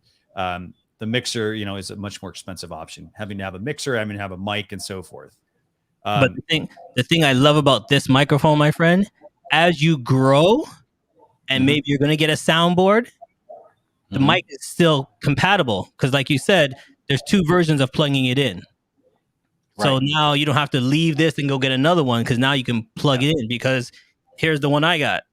So I started off, like he said, USB. And then as I got my soundboard, then I just went to the next level. I'll just send you my address. You can just send that one. Yeah. But here's the other key thing about it, though. Your headphone jack goes right there. Yeah. Right. So it's all in one. You don't need anything else. You put your headphones in. You put the mic in. There is your studio. Here's your studio. This is like and you your can first do that studio. anywhere. That's the thing. What if you want to do an event at a meeting room or something like that? You could bring that along with you with your laptop and still have a great time. Because I've done events all the time, and there's a lot of events I've done in the past that I can't use anymore because the sound is just horrible. Nobody was mic'd up. There was no soundboard. There was no anything. So that's one thing to consider as well. Good stuff. Thank you. So that's where I'd start actually. And then I do want to take a comment real quick, by the way. And that comment is, sorry, I had it here. Let me go back to it. Somebody asked about doing so as we're encouraging you to do a sound check before all your live streams. Not while live, no. Don't do sound checks while live. Yeah. So you want to do everything beforehand. Right. So if you're doing an hour show, for example, everybody needs to be arriving 15 to 20 minutes minimum ahead of time. Yeah. And that's so you can do the things that we talked about. For example, if the four of us were going to be on, I would have everybody, and if I was the host, I'd have everybody join and say, okay, and it may take 5 minutes, for example, but it's, hey, Leticia, let's get you framed properly. Oh, your audio, I'm hearing a hum, for example. It could have not happened all the other live streams, but maybe it shows up. Well, hey, let's have you unplug something, or let's have you restart your computer, things like that. So going through that, though, with every single guest that you have on, if it's you and your co-host, for example, and so forth. Here's I think if you were with us last time, the easiest thing I do for a sound check, and it just breaks the ice for all my guests, is when my guests come into my show, I said, hey, great to have you on my show. Okay, let's do a sound check. I say to them, sing your ABCs for me. They're like, what? I'm like, yeah, sing your ABCs. Because when you sing your ABCs, each letter, you'll hear the plosives, the high tones. So when someone says A, B, like the B, C, D, E, F, G, you can hear each tone. The level, yeah. So I always tell everybody here, do me a favor, sing your ABCs real quick. And then you'll get really bellow out and someone really, and then you're like, ooh, okay, she's loud. All right, let me just turn her down a little bit. Then that shows you when she gets excited, how loud she's going to be. Yeah, because some people's pitch is really loud. Yeah. Yeah. So I just tell everyone, all my guests, all right, sing your ABCs, A, B, C, D, E, F, G, H, I, J. And once they get through the letters, I'm like, okay, there's your level right there. All right, you sound great. So I'm going to go ahead and bring on, I'm going to bring up your YouTube channel real quick. We'll just give you a couple of quick tips here. So here's your YouTube channel. I'm looking at your live streams, by the way. I'm not focusing on the channel itself. I'm focusing on the lives, by the way. The channel reviews, that's a whole nother show. So the things I see here. So for example, I see that you've done 3 streams, and then you had a couple of streams that you did. So you basically, it looks to me like you stopped streaming for a couple, or stopped posting videos actually for a couple of years. So I will say the one thing that I am very impressed with is that you have 200 views, 100 views, 82 views on your content, and you only have 209. And not to knock the numbers at all, by the way, you have 295 subscribers, and you're actually getting quite a number of people to actually tune into a live stream, which is really good. Right. That stands out to me quite a bit. Charles, is there anything you would add here? No, I'm looking at his numbers as well. I think if he fine tunes all the stuff we talked about, he will draw more people in. The only thing that I'm looking at is the pictures. Are they just the pictures that came from the stream, or are you editing when you go live on StreamYard? Are you making a cover page, or you're not making any cover page? The second one, episode 2 we didn't, and then episode 1 we just did the logo. So I'm just doodling around, and we kind of trying to get our footing back with this next season. So yeah. Okay. Episode 3 is what we did last night, and that's kind of the presentation and the foundation of what we're going forward with. Yes. Okay, so I know you go back and change that. I know everybody's heard this many times. Canva. You know, go into Canva, get a starter plate, and then every time you have a guest, you just throw that guest off and slide the new one in. Throw that guest off and change it up. But at least you have like some wow factors. And then as you get bold, then whatever your episode is, start getting crazy with your Canva pictures, because that will draw people in. Yes, focus on the colors. Make sure the colors pop, not bright, but pop. So when people see it, let's say your video is a suggested video for someone else, they're going to click on it. Or if they're putting in a keyword and your channel comes up, but another channel's thumbnail is just way more like intense and more, popping, then they're going to go to that. And you may have better information than that other channel, but they're ranked higher than you because their thumbnails looks way better than yours, Right. So that is important, and I play around with my thumbnails. I may have it one way 1 month and the next way a different month, because I'm sort of testing things out as well with thumbnails, but it is important. Because I see one guy, he took a picture of, he does pie reviews. So he had a picture of a pie, it was a perfect photo of him holding the pie, but then you had another guy eating a pie and he's just That's an action shot, and those work really well with thumbnails where people just don't want to see your face. Like, no, they want to see, like, if it's a show where there's like some intensity going on, they may want to see a picture like, or there's a show where you're like, oh my god, this just in, so frustrating. Your head is like this. It's like those are action shots, like moving, like your model, your action shots. You know, because your channel. Tell me real quick what your channel is all about. Yeah. Basically, it's all about Atlanta car culture and national car culture. We cover car clubs. We cover anything related to cars, and also the individuals behind the car culture and their small businesses and stuff like that. All right. So right off the bat, for me, I would be looking at, for your channel thumbnail, a picture of a rim on fire. Okay. Because, you know, like everybody that knows cars, you got to have the rims. Get the rims, man. The spinners. Oh, no, the spinners are not popular no more. All right. You got to have some rims. But if you make them like explode on your channel and stuff, they're going to be like, yo, why is these rims exploding? What's so big about these rims? Oh, yes. Make me want to watch. Okay. You know, you're holding a tailpipe and taking a bite out of the tailpipe. Okay. It's just suggestion, thinking, why is he biting the tailpipe? Photo shoot. You know what I mean? These are just simple things that you can do on your own.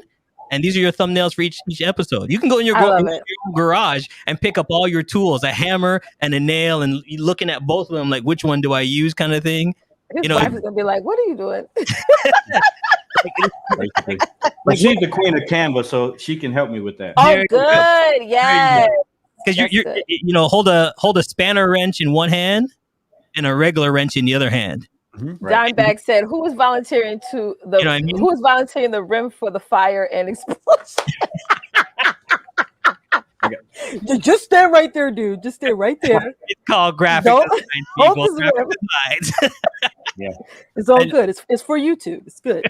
I want to add two other real quick suggestions, by the way, for you, and those would be, for example, on your channel. So two things that I have here. So for starters, obviously the thumbnail. The second thing with that thumbnail, I'd put some sort of text on it. Yep. So like, so people are seeing this, for example, like I see, for example, I see this picture or I see this picture, like that doesn't make me want to necessarily tune in because I don't know what that is. Like, I'm like, oh, it's an interview. Right. And then the second thing also that's missing here is the title of these live streams. So for example, you mentioned like if it was episode 1 or 2 or whatever, don't include the episode number. That's the first thing. Okay. For example, and I got this tip actually from someone as well recently. You know, if you're putting the episode number and let's say it's like the 100th episode, if people missed the 99 other episodes, do they have to watch all 100 episodes to watch this one? I'm not sure. And then the other thing is the title needs to tell me something. So for example, this doesn't tell me anything. So I get that. So here's the thing. It says 2:03. I actually thought that was a timestamp. I realize now that that's episode 2, season 2, episode 3. Season 2, episode 3. So, okay. I didn't get that either. Put in what the episode is about, for example. Got you. Okay. Awesome. Perfect. Anything else I can help you with? Good stuff. I think that's it. That's like $1 million worth right there. Thank you. How many co-hosts do you have? It's a total of 4 of us. And are they all repurposing and pushing it back out? They need to. Just me at the moment. Okay, need to leverage everyone. We're repurposing to Instagram and to Facebook. Well, remember, if you have co-hosts, each partner should be pushing it out. Yes, because that's how all 4 of you guys are going to grow. You know what I mean? Like everybody, the more social, and each person. Because remember, each person has their own viewers. Mm-hmm. So you're marketing to your own viewers. Gotcha. So, Mr. at Atlantic Car Cast, do me a favor, just feel free to send me an email, marketing@streamyard.com, and just send me a link to your channel. Okay. Yes, sir. And that way I know how to get in touch with you and whatnot if I have questions or things like that. Right. Right. Gotcha. Cool. Thank you so much for joining us. Thank you. I'm looking forward to seeing the updates. Okay. Yeah, let's do it. Thank you. Yeah, come back on next week and let us know how everything worked out and what changes have been made, what you applied. Yeah, we'd love to hear it. Let's see the exploding rim. I want to see the exploding I want to see the exploding rim. I got that one highlighted. Coming soon. Okay. Thanks, guys. Thanks. Bye. All right. Okay, so let me take a couple of questions here real quick. By the way, I saw a couple of really good ones here. We have a lot of good ones in the comments. Yeah. Let's see. So I'm not sure why that's grayed out. Let's see. Somebody asked, how important is a consistent background for your live stream series? I think if it's the background, like kind of what they're seeing now, I think a background, like a consistent background, helps with your branding. Yeah. So I think that it's important to have that. You don't need to change it up very often, but I think that definitely would help your live streams. Again, it's not going to move the needle. It's all about the content. Yeah, right. It's a part of the branding. Your background just gets like a feel of the person.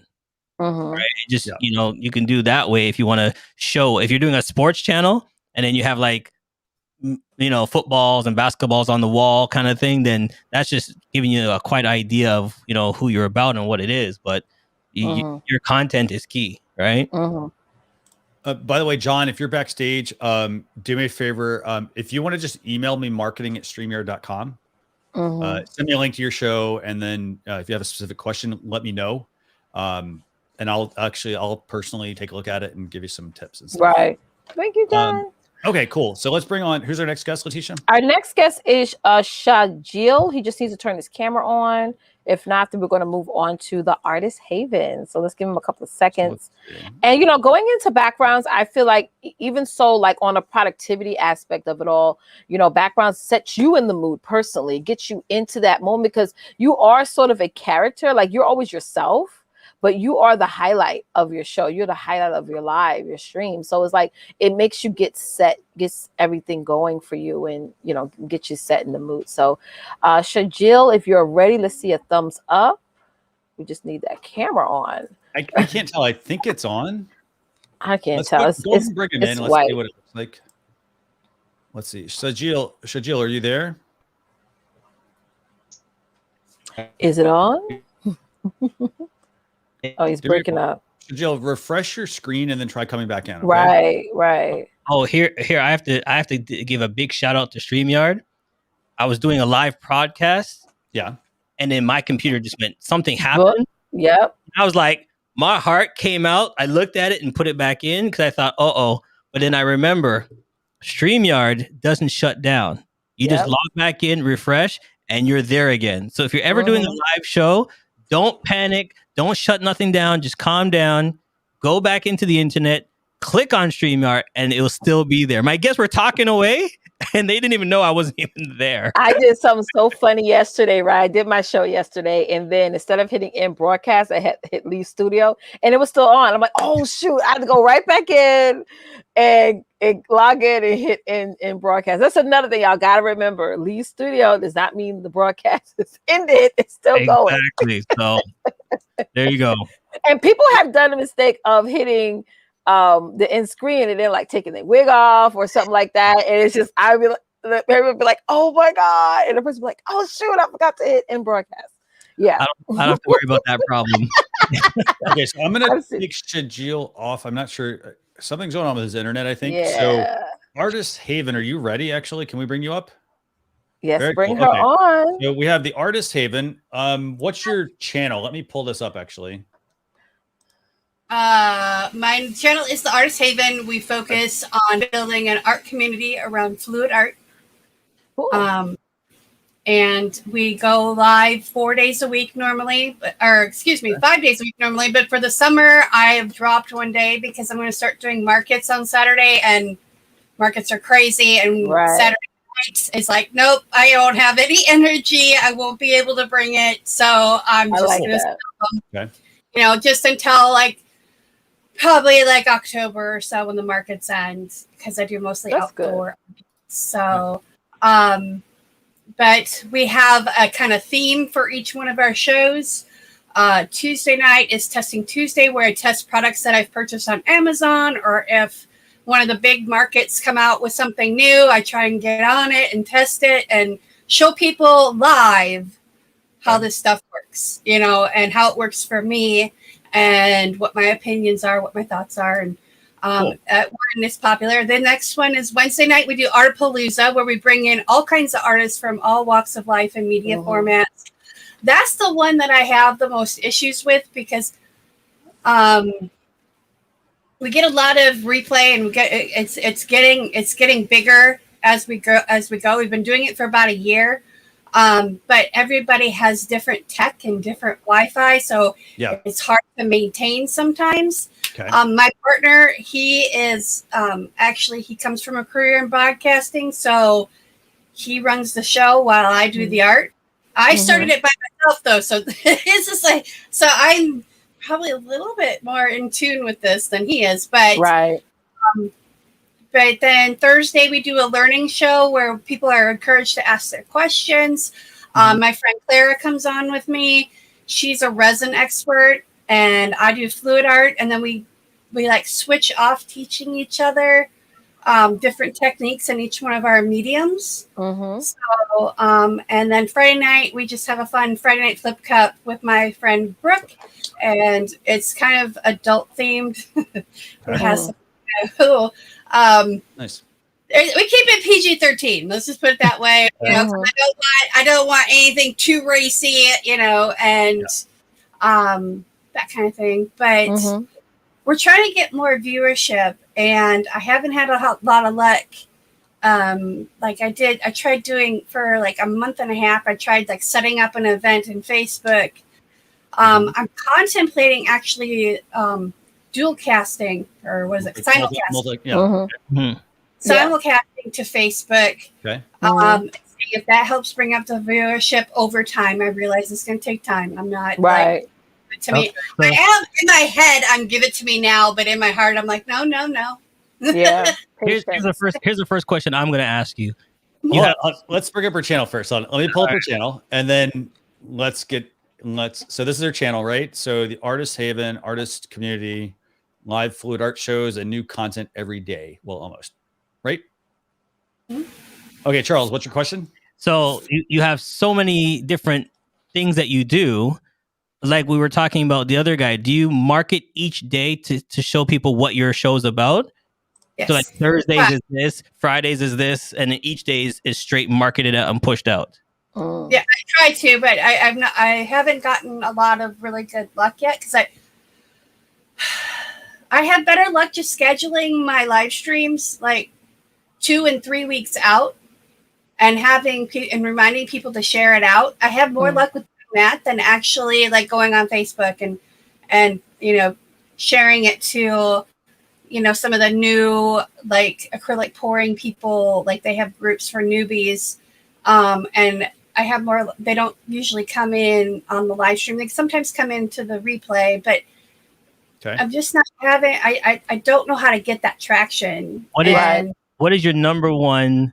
If you had to cancel every other show and just do one of them, which one is your main hot one? It's like trying to pick out your favorite child or your favorite chocolate. I just I can't do that because each one of them is so different than the other. That's you know. Well, that's what I'm thinking though, because they're so different. You're kind of confusing. And this is just my opinion. You're kind of confusing your viewers. I agree. The viewers that want to see they're all focusing around acrylic pouring. So, and they're all art related. Okay, so for example, the same person that would go watch the racy one might not watch the other ones because the racy one's a little too racy for them for that one. Even though it's all acrylic pouring, it might be a little too racy for them. Right. So you can have a show about steak, but if there's a show about seasoning steak compared to cutting steak, right? There's people that like medium rare. There's people that don't like medium rare. So if I look at steak and somebody's making a medium rare steak, I'm not watching because that disgusts me to see the blood. So it's like you're absolutely right, Charles, with that. even though it's steak, you're still going to lose your viewers. So because you're just starting out, you might want to really just starting out. I've been doing this for 2 years. No, but the thing is, if you really want to kill one and then branch off to really push your viewers to the next one, because you have your people, but like kill one first and then slowly and then pivot. Yeah, exactly. Break one off. Get your numbers up and then break off. I agree. I agree. And that would be hard to judge because my numbers are fairly equal across all the ones. So it's not like I have one that performs better than the others. And then now, what is it that you feel now comfortable with just leading with, just for right now? Just for right now. Sorry, I forgot to mute that. I forget that. What did we get there? Let's see. Somebody joined the tribe. Oh yeah, I just subscribed to the channel. Oh, that's cute. Right. See, but here, okay, hold on. But you see, I'm sorry, I'm getting it now. Is this the StreamYard effect here? Yeah, people are subscribing to her. Right, and that's my point right there. People are recognizing what you do, find out, and then kill it. Get all the subscribers and slowly break off. Like the last gentleman we had, he does a car show, right? He does all the cars. Now, if he gets really, really big and get a lot of viewers, then he can branch off and just do a whole show on just wheels. Right. Because he does car shows, and then he can say, "Hey, don't forget to watch my show." I guess my thing is I've been doing these live streams for over a year, all of them, and I don't feel comfortable not doing all of them. Not because of viewership. Yep. My loyal subscribers, the people that are there every single show, expect me to be there every single show. These are people that are like kind of relying on me, and I won't, not like I'm some kind of like, Mother Teresa or something. No, understood. Totally understood. I don't feel comfortable eliminating any of the shows, but so what I can do, I'm willing to find a compromise here, is push one show more than the others. Right. Yeah, that's a great plan as well. Show saying, okay, this is what we created on this show, Friday Night Flip Cup, or whatever we create, and push it in Facebook and push it. We do this every Friday night at 7 p.m. Central. Maybe pushing one show that I could do. I don't, those 30 people that have been, and half of them have been with me for almost 2 years now, and I don't want to, I would be sad. And another thing you can do too is maybe build a community where you can do all your other shows inside of maybe your private community. Now they're going to feel extra special because now you're still doing the show, but you're just saying that, well, I'm going to do this show primarily on my channel, and everything else. Get inside the community, guys. Let's really flourish and do these other shows in the community. So they're still getting what they want. Right. So you don't have to cut them all off. Right. You can put them in like a base community, like Leticia's saying, and then just kill, like really, like you said, push one of your shows on every. Now you're building a movement. Yeah. Right. Yeah, I think I will focus on pushing, like the Artapalooza, or one major show, like start pushing that while still doing the other ones. Because, like I said, I built this in a time of my life when I was really dark and depressed. And there are a lot of people that connected with me in that way. And I don't want to, I felt bad enough cutting off the Monday last fall. And now I cut off Saturday this spring, because I knew that I wouldn't be able to perform my best. So I've already cut 2 shows. I don't want to. Here's a question. Did you cut them off or tell them to move with you and join me on my other platforms? I cut them off because I wouldn't be able to perform on those days. Right. So what you could say is, tell them, hey, listen, I'm switching my Mondays because I got other things, but don't forget, you can join me on my Thursday shows. I'd love to have you come over with me and follow me on my Thursday show. So you don't have to lose them. You're just bringing them over to your other show. And if they're loyal to you, they will follow you. They will follow you wherever you plant them in. They'll follow you. Right. And I got a couple of point here, actually. So this one's from Bling Auntie. She says, what's your goal? Yes. That's a good point. Great question. Here's the thing. You got a lot of stuff going on your channel. You got a lot of different shows. You also, you're not necessarily telling somebody, well, hey, I'm going to stop doing this. It could just be like, hey, you know what? I need to take a break, for example. Yeah. And, in your heart, like, okay, is that break going to be like, hey, I'm not going to go back to doing this one? Or is it, I just need a break so that I can retool things? Because the one thing you just get mentioned organized, to me that I think is super important is that you said you can't bring your best. Yeah. And that is actually, I don't do it, and that's a really good point, because go ahead. I'm sorry. That's the whole thing. Is this is a channel for learning. This is a channel about community, and that's the whole point of this. It says right in the channel battle what my proposition is. It's the artist community, and I'm there for my community. But when I can't be there physically, mentally, emotionally, spiritually for my community, I'm like, I need to take a break. And I do that once a month now. We take a whole week off from live streams. I still do edited content and whatnot. Okay. We have members only live streams. Those are on hold for the week off too. And it's been really refreshing because then I can focus on actually getting my website worked on, doing Pinterest and Twitter and all the other social media and stuff. But I think I'm going to take, like I said, a portion. Thank you so much for subscribing. I can't turn it off. I don't know how to do that. It's all right. And my computer's like way over there. It's like way over No, it's okay. That's so okay. I have a wireless mouse, so it's nice. But I'm just gonna focus like pushing one of the shows. And still keep up with the other ones. Because there are people who are from Australia that are from, the UK.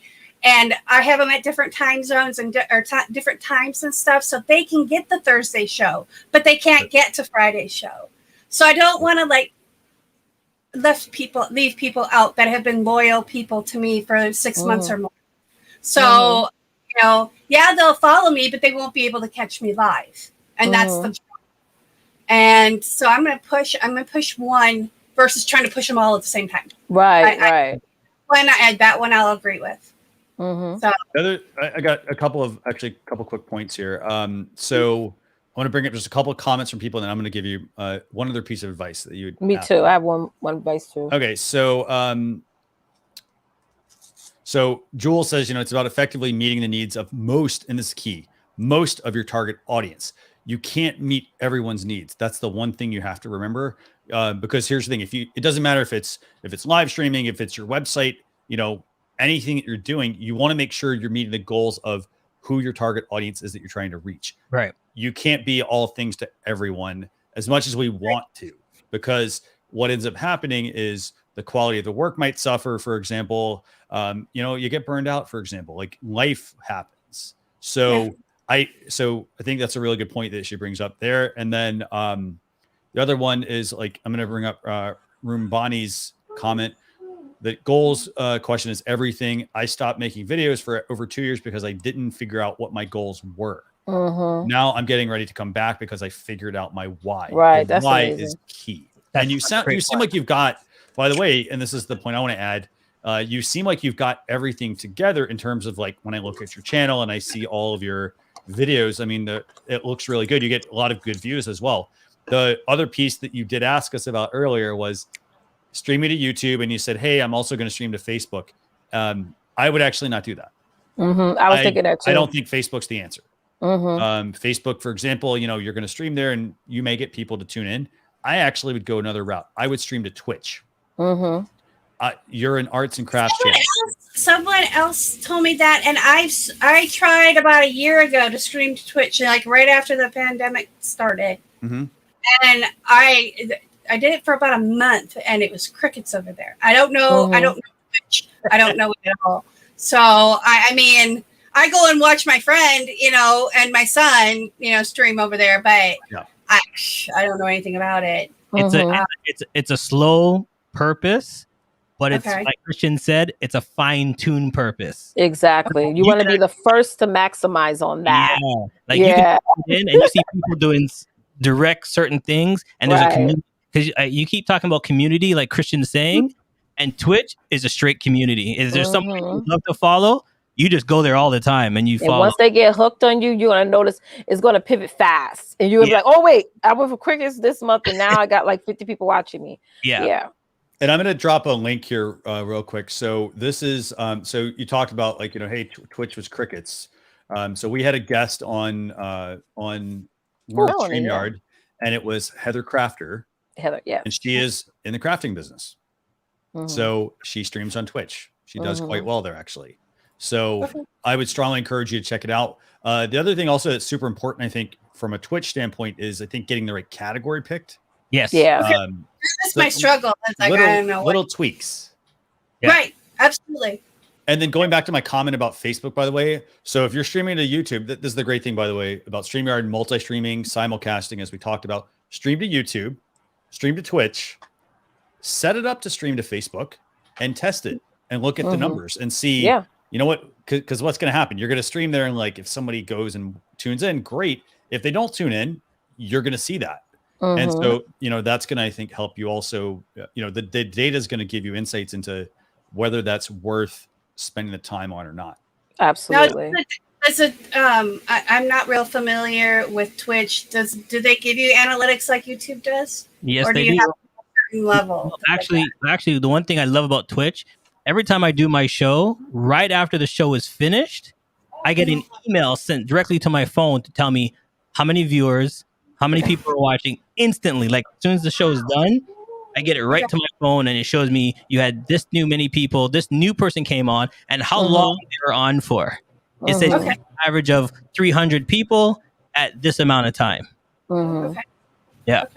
Okay. I just, you know, that was something I didn't know. You know, I don't know if they had that back then. Here's the thing. That's what we're here for. That's why we do live stream reviews. It's here to help you, to take a look at your channels, but to help you guys, help you all. So feel free to come back anytime, by the way. We do this every week, and we enjoy doing it. So yeah, I appreciate the feedback, and I'm sorry for being so staunch on not wanting. No. Listen, I've been there. Trust me, I have been there. I've yeah, I didn't start to niche down until like years after. You know what I mean? What people need to. Yeah, no, sorry. Go ahead, Leticia. No, I was just agreeing. I think fluid art is such a small niche anyway that niching down further is just going to lead. It's just, I don't know. I think it has a lot to do with time too. For me, you know, I was sort of forced to niche down because I just had my 5th child last October, and I'm in the hospital. And I was like, I cannot operate this way anymore. I have a 5th baby now, you know? So it was like, I had no choice. So I understand. So and for us women, that's what sometimes it boils down to. It's just, we wear so many hats, you know, not to say anything bad about you guys, but we do. No, but we do. Yeah, it's hard to just say, well, hire help. No, that's not easy either as well. So you guys still manage that help. I can't afford a staff, you know? Yeah. And that's my staff. Yeah. One day, girl, one day we will. That's the point though, that like, you know, if it's about being smart, like, if you want to have the most impact, you know, it's looking at what you're doing and saying, okay, like if I only have so much time, what can I do? Like if you only have this much time, what can I do to have the most impact with what I put out? And what I like about you is that your passion is in it. Yes. You know what I mean? So that's the struggle with switching and altering what you're doing, because you're already knee deep into it right now. And you're thinking about the people who have rode with you this long, you know what I mean, are loyal to you, and you don't want to disappoint them, but really you're not. That's another thing. It's like we as women, we assume was really not the reality. And really, like I've done that before where I say, well, guys, I'm not going to do this anymore. And they're like, oh, that's fine. I'm like, oh, I thought y'all be mad. I just moved from Minnesota. All my friends and family are back in Minnesota to Southern Illinois. I have no friends here. Zero. I have my boyfriend, and that's it. And so my live streams are my chance to be sociable with my friends. That's right. So I would say 25% of it is for me. 50% is for like my, you know, my loyal audience, the people that I know that reach out to me. Thank you for coming live tonight because I really needed it. I had a shitty day. Excuse me. Sorry. Got it. And then the 25 extra is for everybody else. That's right. You know, that's right. Come in and learn and whatever. You know, that's just how I look at it. And maybe that's going to hold me back. But I figure fluid art is, you know, acrylic pouring is one small niche out of the whole fluid art realm. And fluid art in itself is a very small niche. And I think I would be limiting myself by even niching down further. And I don't want to limit myself as far as what I can do. you know. Really, it's just timing. It's just timing and when you're going to be able to do what. Yeah. Okay, cool. Fantastic. Well, thank you very much for joining us. And do us a favor. If you have any other questions, you can always post them in the StreamYard Facebook group. You can also just come back here because we do live stream reviews every single week. Usually Saturdays, I am elbow deep in paint. So while I was waiting, I'm actually mixing paints. That's why I have my stick in my hand. I just good. Awesome. No, we appreciate you joining us. I have feedback, and I will be implementing that Twitch thing. You got next week is my week off for June, so I'm going to be investigating that and seeing what I can dig up. And I can do Twitch through StreamYard, right? Yes, you can. Yes. Yes, you can. Good. Then I see when I don't have to think about it, I can just set it up and do it. I like it because I am not good. So I appreciate your input and your advice. I really do. Thank you for taking time out of your day to spend it with me. Thank you. Thank you for taking time out of your day. We love it. All right. Bye. Fantastic. Wow. Okay. Guys, I'm going to bounce soon. I have a show in an hour. And like we said, prep is key. So make sure prep is key. But before I go, the one thing I want to say is people forget that this StreamYard thing becomes your fifth child. Yes, it does. You know what I mean? Your show becomes your baby. And you forget that, like people said, oh, forget it. I'm like, no, this is my baby, you know? But the comments I love that people said is, it's like my wife. She tries to put the kids in. If you put the kids in too many things, then they're not focused on what they could be the best at. Yep. So if you're stretching yourself too thin all over the place, then you're not really giving your 100% on what you want to do. Exactly. So remember, do the show, but remember, you're doing the show for you first. Because if you're not loving the show that you're doing, it becomes a headache. No one else is going to be loving it. You're like, oh, that's right. I got to go in the basement and do another show. And then you resent it. You're going to resent it. Yeah. Right. I look forward on Saturdays. Like when you love something like, oh, Saturday, kids, leave me alone. I got to see Christian. I got to see Leticia. Leave me alone. Don't talk to me. It's Saturday. Leave me alone. Yes. So be passionate. Love you guys. And everybody keep streaming. Thank you, Charles, by the way. Thank you, Charles. PMs, we'll catch up. Good luck on the show. Thanks, Charles. Awesome. So we're going to bring one more guest on, but what I want to do in the meantime is I want to kick off our giveaway that we normally do at the end of each show. We're doing a giveaway for a StreamYard t-shirt, by the way. Yes. So Shajil, we're bringing you on. We're just going to start the giveaway. All you have to do, by the way, to enter is just put in #LoveStreamYard. This is a tool, by the way. The tool we use to pick the winner is actually within everyone's StreamYard account. So if you have a StreamYard account with us, you're going to get access to this tool, but all you have to do is go and type in #LoveStreamYard in the comments. I'm going to just put that here so you all can see this. And then that way, there we go. It looks like we've got a few entering. Nice t-shirt for the summertime. Get you a t-shirt. Okay, so what we're going to do is we're going to bring on Shajil. Looks like we got a visitor joining us, by the way. Shajil, your mic is muted. I can't unmute you. There we go. Okay, so let's give Shajil another try here. And for those who, by the way, want to win that t-shirt, put in #LoveStreamYard. Shajil, thanks a lot for joining us. How are we doing? Hi, thank you. I'm doing good. How are you guys doing? Great. So what can we help you with, by the way? All right. So first of all, there is one issue that I am facing with StreamYard particularly. And secondly, I just wanted to have a review from you guys on my live streams. I started the YouTube channel using the StreamYard last year, and till now I have more than like 11,000 subscribers, and I love this tool. So I thought, why not I join you guys and ask for review about my live streams? Yes. What is your channel, by the way? What's your channel? It's Learn with Shajil, same name. Oh, sorry, I should have actually picked that up. Yeah. Sorry about that. No problem. Okay, Learn with Shajil. Okay, perfect. I'm going to pull this up. Leticia, what were you saying? I love his background for one. Your sound I really like your sound as well. What do you think, Christian? I think everything's really good. I like the background. I mean, the background's sharp. I like your camera quality is actually really good too. Really good. All right. So I've got your channel. Let me pull this up. Okay, so so for those of you watching, it's Learn with Shajil. So remember, so we're not going to look at the YouTube channel itself necessarily. We'll look at the streams. So this is the channel. Learn what should you. I'll tell you right now, right off the bat, I like the cover art you've got. Me here. too. It's so simple. I will say though, if I had to give you just a little small things like I can't see what the text is that says that the arrows are pointing to. I can't really read that, but I love this overall. This is his cover art, by the way. I like the color. Fantastic. I like your thumbnails. Very nice. Okay, so let's look at the live stream content. Okay, so what is your channel about? So learn what should you. What am I learning? So I teach people freelancing. So I teach programming. Okay. Yeah, it's about programming and freelancing particularly. Yep. Got it.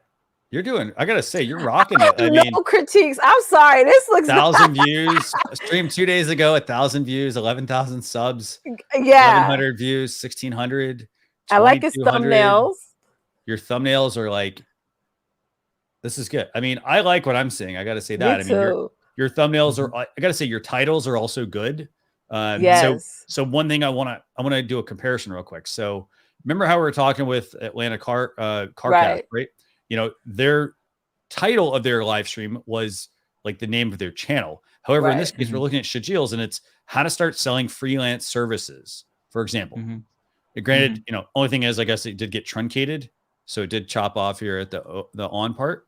Right. You know, but again, it's putting the most important words at the beginning. Join my Upwork agency. So that's, you know, I know what I'm getting there. How to get maximum dollar rate of your freelancing. I love the fact that you're using the word maximum, by the way. Maximum. They're using very descriptive words. You're not saying how to get max dollar rate. I mean, I like that the text is right there in front of you. I think this is all really good. I mean, I will say, so if you look at your content, it looks like you've actually grown too, which is nice. So you did, you know, these look like pre-records, I think, right? And then you started doing live streaming about a month ago, right? No, I started this channel via live streaming. I was not actually finding the time to record the thing, so I discovered this tool, StreamYard, and I thought, why not I just go live and start, delivering the content, and it worked really well. Nowadays, still whenever I don't find time to record and process the videos, edit them, I just go live and deliver my message and end the live stream. And I love this tool, by the way. I gotta say, I mean, so if I'm looking at this, I think the only little they're like little nitpick things. Like I noticed, like you have a couple of Canva videos. You've got one that's got like 300 views, one that's got like 500 something. You know, I think, you know, and you've got this one video where it's like 6,200 streamed 3 months ago, 6,200 views. Yep. Like that's pretty amazing. And I think part of that is this thumbnail. Your thumbnails are like on point. I mean, and I'm just looking at the comments here, even from our viewers. I mean, Shalisha saying, I loved it. Very neat and clean thumbnails with topic. NLTMW, you know, hard work pays off. NLTMW is always on our channel, watching our streams and engaging with us. Dimebag Darren, I mean, looking very pro there as well. I mean, so I don't actually think I have. I would have to say, you know, it does show that over 10% of your subs are watching, so that's good.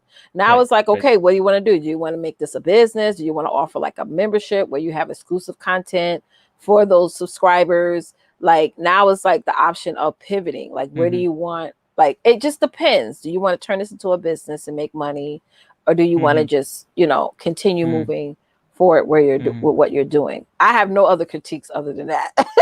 I think this is great. I mean, I think that maybe the only thing I would have. Let me see how your shelves look. So you got let's look at the playlist. Yeah. So you've got. Oh wow. I like these freelancing success stories. I guess these really stand out to me. I mean, you've got high resolution photos. The fact, you know, you're selling, like the thing that's selling me on this are the numbers. Yeah. So for example, you know, again, I assume they can back those numbers up. But I like that, like these numbers really stand out to me, for example. You know, you've got very vibrant people. It's really good. You know, so I don't really, I mean, in terms of like your content, I don't have any real like suggestions to like. Yeah, your background is good. Your sound is great. Mic is great. Camera's great. Yeah. Let me see. Let me just do this. I would like to point out that some of the thumbnails are designed in Canva as well. So you were talking about that using that tool. So I just want to point out that most of the thumbnails are designed using Canva. So I'm looking at this like, I mean, so here we go. Nice. You've got a really nice like I like your background of your live streams. Yes. Everything is framed very nicely. He has a lot of people coming in and watching on his stream. You're switching between different views. I think you cornered the market. It's time to Let me just keep looking here. I mean, they got their comments. I mean, maybe this is so minor. I mean, maybe I would use a different theme color for the only because this one is rounded and most of your other content is has the square edges. That's like super. Like I said, that's like minute. That means a lot, I guess, in terms of feedback. How do you end the show? Let's see. I'm flabbergasted right now. So I'm gonna go to the last like 20 seconds. Let's just watch real quick. So you get to the end. So what's your question? Like what? I totally forgot the question. So actually, So actually, the problem is that I have a pretty good internet connection, but some of the time my live stream doesn't work on StreamYard. Previously, I am using this tool from like 9 to 10 months, and it is working perfectly, as you can see in the live streams as well. But recently now, StreamYard is giving some lag, in terms of the voice and camera. Especially on my Windows PC, and right now I am using the MacBook to talk to you guys, and seems like it is working fine, but normally it doesn't work most of the time. So is it because StreamYard became very famous in recent days and it is not able to handle the load, or is it maybe my system is not behaving well? So what do you guys say? I think it's on your end, actually. Yeah. And the only reason I bring that up is because, so it's cloud based. So like definitely, I mean, we have, I don't even know the numbers. It's a lot of people that are streaming. And so what's usually going to cause that bottleneck. So like I'd ask so internet connection, by the way, here, I do have one little tweak for you. And that would be, you need to add some sort of, end screen here, by the way, because it ends and it just goes to the next video. So I'd add an end screen from YouTube, and then B, the other thing I would add is I'd put up like a solid end screen so you can actually end it nicely. Like thanks for watching, for example, your social links or something to that effect. Keeping with the same rating. But otherwise, I think it's great. In terms of the stream quality, I definitely would say restart. So do a couple things: restart your computer, restart your router. Those I think are really important. Check your upload speeds because maybe something has changed with your internet. Also, are you hardwired or are you using wireless? So actually, in terms of camera, I am connected with the USB. And if you talk about the, yes, I guess your question is related to the camera. So yes, it is connected via the USB. I also tried purchasing the capture card, and it couldn't help me. And now I am thinking to purchase Elgato capture card. Maybe that can improve my streaming quality. But I guess it works well on the Mac, but it doesn't work on my PC. So yeah, that's the point. So I want to get it working on PC. So I think that a couple things. I think for starters, I think that when I ask about how you're connecting to the internet, it's the PC Mac side doesn't really play into it because it's cloud based. So as long as your PC or Mac has a good at least a good graphics card, if you're using something that has very low specs, there's only going to be so much quality you can squeeze out of the computer. But based on what you're telling me, you got a PC and a Mac. I think you should be just fine. What I would say is I'd go to speedtest.net. Test out your internet upload speed and your download speed. Your download speed is going to look good. Look at your upload speeds. That's the first thing. So your upload speed, you want minimum 4 to 6 megabits per second. But obviously more is better. That's the first thing. Next thing is Well, I love wireless. I love being able to move around. When you're streaming, you want to make sure you're using an Ethernet cable that you're hardwired into your router. And the reason is because you're going to end up with this. If you're plugged into Ethernet, you're going to have this, solid speed. But when you're using wireless, it's like, okay, it could go up. It could, okay, it's going great. And then it could just drop. And then it could go back to that. And then it could go up and it could stay up for quite a while. So I would hardwire as much as you can. I'm hardwired right now because when you do, that's also going to help keep your picture quality up there as well. Because it's getting a persistent, it's getting the same speed versus, it's going up, it's going down, and so forth. So that's what I would actually try. And then another little tip, and this is a good point, Elisa. If you hardwire into your laptop, turn off the Wi-Fi signal. Because if you're leaving the Wi-Fi signal on and the Ethernet, sometimes they actually can be competing. And then also you have two computers. I don't know if you have both of them connected to the Wi-Fi, or if you're doing something on one and something on another that's very intensive. You may want to just keep one of those computers off of the Wi-Fi, off of the internet, actually, in general. So, so avoid wireless if you can. Plug into Ethernet. Run a speed test. I could definitely tell you that should definitely fix your issues. Another little trick. I don't know where you're located, but some places, some internet services, for example, my own internet service, they say, "Oh, hey, you're getting 1,000 megabits per second upload speed." But here's the catch. Their catch is I have to be hardwired. If I'm not, they're giving me like 100 to 200, which is still good, but it doesn't give me what I think I'm getting. Right. So maybe check with your ISP, but the speed test is going to be absolutely key. But I would say this, if you still run into issues, so restart the router, hardwire in, restart the computers. If you're still stuck, do me a favor, just email me marketing@streamyard.com with a link to your channel also. And by the way, I still want you to email me marketing@streamyard.com with your channel because I want to look at it more and whatnot. Sure. But that's what I would advise. Otherwise, I think your channel looks great. I mean, I think you're really doing really well. So. All right. Great. Thank you so much. And thank you. And it is the first time that I am joining your channel, and I will be looking for the other episodes of the show as well. So thank you so much for your time. Anytime. Thank you so much, Shajil, and good luck with your stream. You're doing fantastic. Keep up the good work. So sure. Thank you. Awesome. Thank you. Thank you. Now I was like, my mouth was dropped. So I gotta say, I just am amazed at this. I mean, and I don't make up things or think of things to say. It's like, because he's doing good. And sometimes when you have somebody that's doing that good and you just give him too much critiques, it's sort of like, no, dude, you're doing great. Just keep doing what you're doing.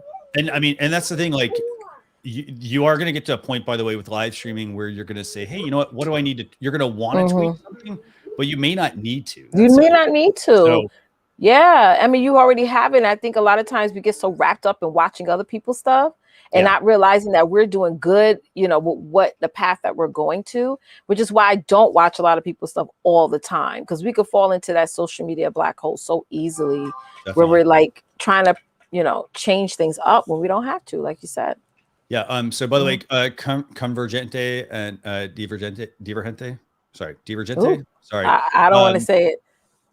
I just want to say thank you very much for this. Do me a favor, Leticia, look up real quick. Just smile at the camera. I'm just gonna grab a quick screenshot because this is great. Thank you so much. So I want to thank you for that, and then also I want to answer a question real quick because Sandra Calloway is asking, can you share your screen and show photos? Yes. So the best way to do that is if you use the screen share feature, it's going to bring up a browser tab, or you can bring up a video file.